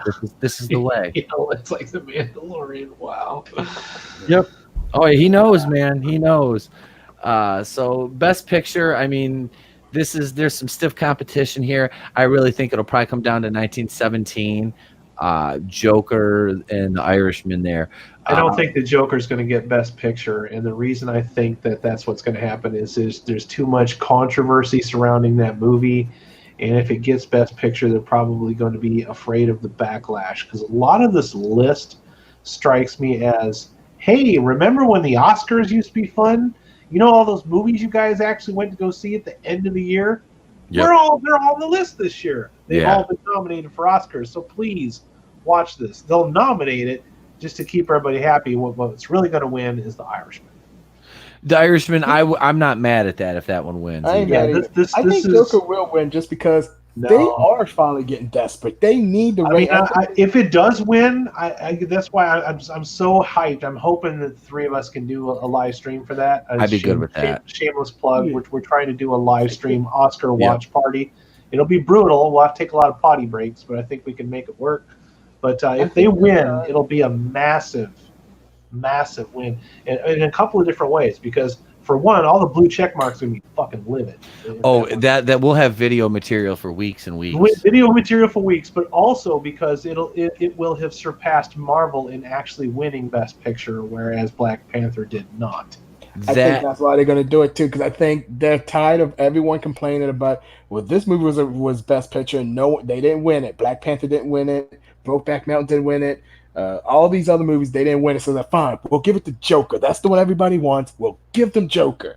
But you know what's fucked up is there's at least 1, 2, 3, 4, 5 movies on that list that if they win, I will not be angry about. Oh, I would. The only one I don't want to win is Jojo Rabbit. That's the only. Yeah. I wonder why. But for me, if it was Ford v Ferrari, The Irishman, 1917, or Once Upon a Time in Hollywood, I'd be happy with any one of those. Yeah, those are this all ain't going to be a controversial one. Yeah, but I do think it'll be The Irishman because this is going to be Martin Scorsese's swan song, and you're not going to get another movie like that for a very, very long time. Not with that caliber of actors, you're not. No, not with that caliber of script, that caliber of just raw firepower of casting, and just the visceral energy of it. You're not going to get that again. Yep. And I don't think that those other movies hold a candle to that movie just based on that alone. I mean, you got a mob movie based on true life characters versus stories. Yeah. All right, so lead actor, we've got Antonio Banderas for Pain and Glory, DiCaprio for Once Upon a Time in Hollywood, Adam Driver for Marriage Story, Joaquin Phoenix for Joker, and Jonathan Pryce for The Two Popes. This is the one I really hope Joaquin Phoenix wins. Yeah, I think he's absolutely going to nail that one. I don't think any of those actors committed to that part as much as Joaquin did. And of all the strange things to commit to, when I first heard that he was going to do a Joker movie, I'm like, that seems really out of character for him to do. But then after I watched the movie, I'm like, oh, that's why he wanted to do this movie. I get it now. Yeah. Let's see. Lead actress, we've got Cynthia Erivo for Harriet, ScarJo for Marriage Story. I don't know how to say this name. We'll just call her Ronan for Little Woman. Is it Cerise? I think it's name Cerise Ronan. Is it Cerise? Okay. I think it's Cerise. Charlize Theron for Bombshell, and Renee Zellweger for Judy. That's the Judy Garland story. And I was actually just talking about this morning. So I actually want to see that. I don't know why, but I feel like I do. Probably because I've seen The Wizard of Oz so many times. I feel beholden to watch that Judy Garland movie. Charlize Theron is my favorite actress of all time, pretty much. But I think that Zellweger is going to get this one. Probably, it seems that way because Judy Garland is such a celebrated, And I'll tell you why. Because every year, if you, and I'm just going based off of patterns of the Oscars. There's always at least one movie every year that nobody went to go see that wins an Oscar. So it's going to be that one. Yeah. People didn't line up to go see the Judy Garland movie. No. Supporting actor, we got Tom Hanks for Beautiful Day. Anthony Hopkins, Two Popes, Pacino and Pesci for The Irishman, and Pitt for Once Upon a Time in Hollywood. This is a lot of stiff competition. You got some heavy hitters in that category. Why don't you just go around the room and say what everybody's pick is for that one? Yeah, go ahead. You go first, Groove. I'm gonna go with Brad Pitt, Once Upon a Time in Hollywood. Alex, who you got? I think I'm gonna go with Brad Pitt also. Tony. I mean, if I had it in my world, probably Joe Pesci or Pacino. I'm gonna go with, and I've seen Once Upon a Time in Hollywood and The Irishman. I haven't seen Beautiful Day in the Neighborhood, but I'm gonna go with Al Pacino in The Irishman. Hoo-ha, yeah. Scent of a Woman, Al Pacino. Supporting actresses: Kathy Bates for Richard Jewell, Laura Dern for Marriage Story, ScarJo for Jojo Rabbit, Florence Pugh for Little Woman, and Margot Robbie for Bombshell. Let's go around and take our predictions again. Groove, who you got in this one? Kathy Bates for Richard Jewell. Yep. You saw that movie, didn't you? I did not. I want to. Oh, I thought you went to see that one. No, I did not. Okay. I intended to go see that, and the night that I was supposed to watch it, either they changed the time or they changed my ticket because it was not available on the night that I went. Even though I selected a ticket for that time, they said, "Oh, that's a Saturday show." I'm like, "But I picked a Thursday night show." Well, it's a Saturday showing, so they didn't show it on Thursday. They had a weird time for it to come out on Friday. So I was not able to see it before the show, so I missed it. Okay. All right. What about you, Alex? I did not see any of these. Are we supporting actresses, right? Yeah. I can't really pick one. I haven't seen any of these movies. I mean, if I had to guess who they probably would give it to, it probably, as much as I hate to say it, probably Scarlett Johansson for Jojo Rabbit. Yeah. I forgot she was even in that. I didn't know she was in that. I remember hearing her name attached to it, but I completely forgot about it because I'll never watch that movie. So no. What do you think, Tony? You know, does Laura Dern has she won any Oscars?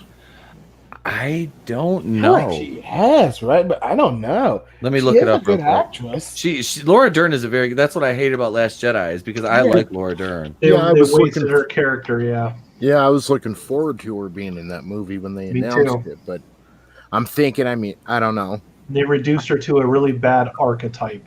I don't think they're going to do... Forever seen now. I don't think they're going to do Kathy Bates because just the whole controversy about the Richard Jewell thing, it probably doesn't look too good on some of their friends. Mm-hmm. So I honestly, I'm surprised they nominated her, but I kind of want to say Laura Dern. No, I don't think. I'm looking up now. I don't think she's ever won an Oscar. She's nominated for 3 Oscars, and she's had 50 wins and 85 nominations, but it doesn't look like any Oscars here. Nope. Yeah, okay. I'm going with Dern. Okay, yep. She's nominated in 92 for Rambling Rose, nominated in 2015 for Wild, and then this year for Marriage Story. She's won a bunch of Golden Globes. She's gonna win an Oscar because she'll be Meryl Streep in 20 years. Yeah, she'll be their Meryl Streep, their little queen, though. Yeah. Oh, God. Let's see. Myself for supporting actress, I am going to have to go with Alex and go with ScarJo and Jojo Rabbit. It hurts. It does because I hate Taika Waititi, but I feel like Scarlett Johansson just has a tendency to give those performances to where it's like you can't help but notice her. And I mean, there's some stiff competition. I mean, you got Kathy Bates, Laura Dern, and then to a lesser extent Florence Pugh and Margot Robbie in this. I wouldn't. I mean, I don't know if Margot Robbie is Oscar worthy yet. I'd have to see the movie to even see. Yep. Who knows? I might look at the movie and be like, "Oh my God, she does deserve it." But yeah, I haven't seen any of these. That's it. And this is the last one we'll do because these go on and on. Director, we got Marty Scorsese for The Irishman, Todd Phillips for Joker, Sam Mendes for 1917, Tarantino for Once Upon a Time in Hollywood, and Bong Joon-ho for Parasite. Groove. Martin Scorsese, hands down. Alex. I think Scorsese, like I said, I think this is the one they're going to give Scorsese to make up for not getting the best picture. I think he's going to get best director since it's his last movie. Fair enough. Tony? I would like Todd Phillips, but I don't think it's going to be him. I like Martin Scorsese too, but Hollywood loves himself, and I believe Quentin Tarantino already has 2 Oscars, but I'm going to go with Quentin Tarantino for Once Upon a Time in Hollywood. I'd be fine with that too, though. Absolutely. Thing, but if I had to guess, I'd say Martin Scorsese. But yeah, this is a really weird year where like a lot of the people nominated are movies that not only I liked, but a lot of people went to go see. Yep. It's different. It's nice for a change.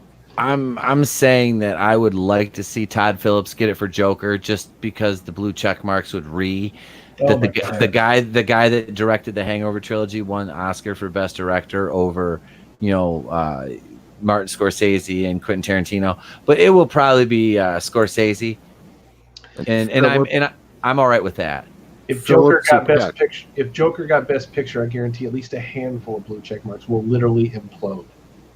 Oh, they will. It'll be glorious. Oh, we'll be there to cover all the fallout. I think a lot of this stuff it's going to start to wear out. You see, people are already kind of coming back in the media. I think it's starting to wear out. The whole fandom menace, SJW war, it's coming to an end. It's a beautiful thing, isn't it, Alex? Like, yes, it we're is. seeing the dawn of. I said it was going to come. Good times come. My parents predicted that too, and it's coming sooner than I thought it would, and it makes me happy. Yeah. Like, I don't even want the fight anymore. I don't care who's right or who's wrong. Just stop it. I just want it to stop. I want it to end. I think both sides have kind of caused enough trouble in this culture war. Like I said, it's time for it to just come to an end. Most of these movies that were listed this year are old school Hollywood style movies with high production values, low amounts of CGI, and big name actors giving fantastic performances. Although we just waiting for that one movie that gets nominated with Ruby Rose in it.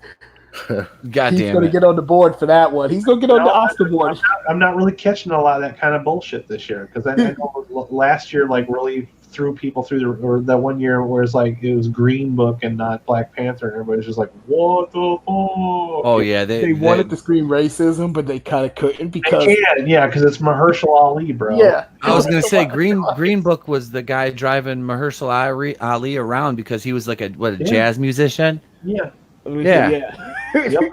I was like, it was like reverse driving Miss Daisy. I'm like, they can't call that racist. No, but they wanted to so badly. They did. Once again, it was a movie that a lot of people didn't go see that won the Oscar, and it drives people nuts because it's like, where were these movies at? Why did nobody go see them? And why is it always those movies that get the Oscars? Yep.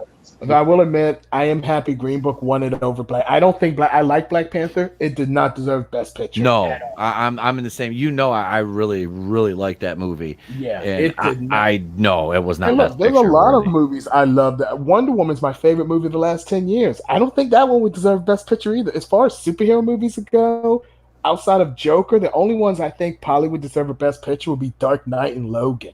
You know what else? The elephant in the room that we haven't addressed yet. None of those mentioned were Endgame. Were what? Endgame. Endgame was not on any of those lists. I think Endgame got nominated for like Best Special Effects, but that's going to get some fucking it'll probably actually win some technical awards. It's going to win some awards. It was only nominated like once, but there's nothing in there for RDJ or none of that. Marvel's not trying to own the Oscars this year. It's almost like they've given up. Or else, they tried and they couldn't do it. Hollywood said, you know what, we're not falling for this shit. You don't own us too. Yep. I'm kind of glad that they did that when they did. They pushed back. Like, nope, we were here long before you guys got started. Well, they couldn't push back too hard against Marvel last year because it was Black Panther, so they really had to. They really had to. They had to tread lightly around that movie. Like you said, even though we all know it's a good movie for what it is, but it wasn't a Best Picture nominee. Got a couple of technical awards and then. Yep. I think it just drove them. See, problem is, Marvel went crazy after Suicide Squad got the Oscar because everyone started realizing, well, wait a minute. Every comic book studio has gotten an Oscar except for Spider-Man 2 has an Oscar. I believe the X-Men franchise has an Oscar. The Dark Knight has a couple. Dark Knight. DC with Suicide Squad. I was like, the MCU was the only one to not have an Oscar, and I think that when Suicide Squad got one, that made them flip out. Yeah, I was when you're right. Obsessed with we won an Oscar. Of all the ones to get nominated, that fucking movie. Really? Yeah. Yep. Oh, and it beat Beyond because remember it was like best makeup, right? Mhm. Suicide Squad beat Star Trek Beyond. I was like, Y'all some kind of Suicide Squad? look, I like Suicide Squad, but I ain't think it should have beaten Beyond for best makeup and special effects. Oh, I didn't think Suicide Squad should be anything. And I don't think that movie. Well, it got one. You can't do anything about it, Pete. It's I there. know. God damn it. It's there. It got God us damn it. Margot Robbie and boy pants. That's about it. Yep. Yeah. That's Because it. Marvel movies, they're just like Martin Scorsese said, they're just these little blockbusters. It's fast food. Yeah, it is. That's it. That's a perfect example. That's a good There's analogy. nothing wrong with fast food. The problem is Marvel and the MCU stands want to pretend that the Happy Meal they got is filet mignon, and it's not. Yeah. It's like opening a McDonald's in Times Square and expecting it to win like a food competition. Yeah. Yeah. We have the best hamburgers. No, you don't. Yeah, there's nothing wrong with it. Look, ain't nothing wrong with a Happy Meal or a Big Mac. Ain't nothing wrong with it. Nope. But it's not filet mignon. Yeah, don't act like you're filet mignon. You're not. That's that's like me driving my Chrysler 300, and everybody drive Chrysler 300 says I drive it because it looks like a Bentley. A Chrysler 300 looks like a Bentley until you pull up next to a fucking Phantom, and then you're driving a goddamn Chrysler again. Now we'll be fair. I'll be fair to Disney. I'll be fair. Winter Soldier is like that fancy brisket sandwich at Arby's. It's close to being a fancy food, but it's still just fast food. But it's still close. And that brisket sandwich, marinate it. I will say that brisket sandwich at Arby's is pretty good. I ain't gonna lie. Yes, God, I want. That bitch is pretty delicious. I want one. I want a Winter Soldier so badly. I'm gonna go in and order the Winter Soldier. They'll have no idea what I mean, but give me a Winter Soldier. Winter Soldier. What's that? That brisket sandwich. You know, it's almost like fancy. Reviews. Don't you? Yep. I should get. That's fucking funny. You fuckers are nuts. Speaking of which, that seems like a pretty good place to end it because I got another stream tomorrow morning, and this guy right over here is coming on with me, and we're going to be joined by somebody who hasn't been on the show in quite a while. Mr. Tap and Die is going to be making his return to the place to be for a early morning Star Wars spectacular stream. We're going to be talking about an article from Collider.com and some other assorted Star Wars goodness. And yeah, Flair X45 says, damn you for talking food. I'm hungry now. I'm about to go make some fucking pizza rolls, and this is why I'm fat. But yeah, so this has been a great stream tonight, guys. We had, there's like 17, 18 likes on there right now. We had 12, 13 people in the chat at one time. It's been a great stream, man. Another fucking kick-ass episode. And I would like to thank everybody for participating in the chat. My panel, Groovinator, Licklex7, Tony Tone Deaf, and Salvador for joining in. Groove, go ahead and let them know what you got going on. Oh, Jesus, I got so much going on this week. How much time do you guys got? No, I'm kidding. I'll try to rush through these things as quickly as possible. I got all the time in the world for you. So, early morning show with Pete tomorrow. What time is that show again, Pete? 9 a.m. I did make it to it. We're 9 a.m. 9 a.m. We're going to talk about how Star Wars is officially now the lowest rated Star Wars movie in history. Yep, Rise of Skywalker. Rise of Skywalker, the lowest rated. That's a thing now. So we're going to talk about that. And then Tuesday I'm recording. If you guys watch my live show on Friday, we had a guest. We had Phoenix West from Loitering in Wonderland. I'm doing a podcast with him tomorrow night. Where we'll be talking about the Twilight Zone. Now, his podcasts, they're not on YouTube to watch live.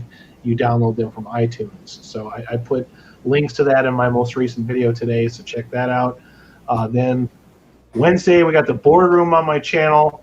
I will probably put up the thumbnail for that tomorrow so you can see what the topics are and the wonderful artwork that Sal and I put together for that with the action figures and everything. And then Thursday, I'm going to go see The Turning. I'm sure you guys are familiar with that movie. I am. It's Kenzie Davis horror movie. PG-13. It's also got Finn Wolfhard in it.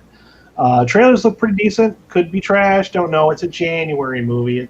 As Red Letter Media says, fuck you, it's January. That's exactly what this is. So hopefully it's good.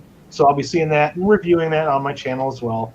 And then Friday we got our where we talk about our trash movies now. That's kind of what I've turned my show into. Raiders of the Lost Ark Live, 8:30 p.m. We'll be talking about Hamburger the Motion Picture, Velocipaster, And oh god, Frankenhooker. Yeah, so we'll be talking about those this weekend, and then Saturday we have a watch party for Cannibal Women in the Avocado Jungle of Death. My So body's ready. did I lose I'm everybody sorry. yet? Yeah, all that shit's going on this week. Okay, so if content's a little light from me, I'm busy. Everybody, I'm doing the best I can. And- So. Alex is going to be on that Friday show with us over on Raiders of the Lost Flicks, and he'll also be. You're going to be on the watch party too, right? Oh, I'm not missing this for the world. Okay. No, yeah, I'm it already was canceled his the suggestion for the watch party. That's what I thought it yeah. was. Okay. And I promise you, Alex, the very next watch party, the absolute next one, will be Machine Girl. Yep. It's just Yes, a matter. I've been waiting. It's going to happen. It's a matter of when you're available. We're waiting on you. So You pick a day. I will set time aside for Machine Girl as long Okay. as Pete gonna be there too. Oh yeah. We'll share the I'm there. paid with you. Yeah, Actually, Pete will it's be not a there. bad movie. I'm there. We it's not a could bad we movie. could It's just over the probably top. do it as a double feature. I mean, Avocado Jungle and Jungle of Death is not that long of a movie, so we could probably do a double feature Saturday if you want. I'd be fine with that. I'm good with Okay, it. so let's do that. I love to watch parties. They're like my favorite part. All right, Yeah. so we just made a plan and live. We'll be doing a double feature. Surprise! We're doing a double feature on Saturday, so it'll be Cannibal Women in the Avocado Jungle of Death and Machine Girl. That's So, right. Well, good. Tony, That's what how do you we got? roll. You got anything you're working on over there? You know, I can pee two different things, so I always have something going on. I mean, I don't mean to sound elite or brag or anything, but you know, you can always email me for tips. I can help you out. You know, I don't know. This fucking guy. Oh this shit! fucking guy. Thanks for being on again, brother. I appreciate it. Thanks for hanging out with us tonight. Yeah, thanks for having me. Oh, always, man, always. And I want to give a shout out to Thoughts from the Batcave. He approached me about coming on tonight, but he didn't have the right equipment set up yet. So we're going to work on getting him on yet. And brother Will Vendetta will be on. And actually, what I'm working on with Will and Coach Loudy is we're gonna do it's gonna be a Tuesday night. I'm probably going to record that over on another podcast site I'm working on right now, getting set up on. You can stay tuned for details for that. But right now, I need some help, fam. I lost a sub overnight, so we're down to 143. I want to be at 150. I got, is there 30 or 31 days in January? So 31. So I got 11 days to pick up 7 subs out there. So share the stream if you can. Help a brother out. We're trying, like I said, I want to get to 150 by the end of January. And my goal by my birthday is in April. My goal is to be at 200 by, I would say, May would be a more reachable goal.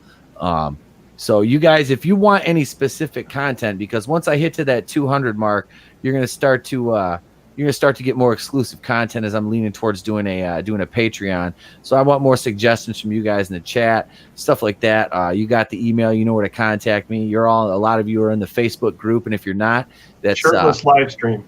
Yeah, well, that's going to take me about topless live stream, everybody. Make sure you put down topless live for me to do a shirtless live stream. Give me about 4 months on my treadmill in my weight room, and then if you go back to my old YouTube channel, the only videos that went over 1,000 views, I took my fucking shirt off on. That's why, because back then I was a lot skinnier and I had like 8 abs instead of like. Well, if it makes you feel happy, I'll take my shirt off too. Except my camera's going to be turned off when I do Yeah, it, so. That's it too. I'll sit here with no pants on, but I'm not going to have my camera on at all.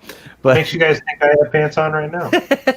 Oh God! Thank you guys all for. On that note, thank you guys all for being here this evening and joining us for episode 84, the place to be reviews, where I am Etep Okuyan and I've been here with all of yous. And what do I say at the end of every stream? I'm going to leave you with this. There's my girl right there. I'm out. I gotta go watch Batwoman again. And that's it, guys. Thanks for joining us. We'll be here tomorrow morning, 9 a.m. Eastern, for a Star Wars Morning Spectacular. Myself, the Groovinator, and Tap and Die. Thank you all so much. Have a great night. And if I don't see you, remember, have a great day and a pleasant tomorrow. And Twinkle, twinkle, little peg, how Pete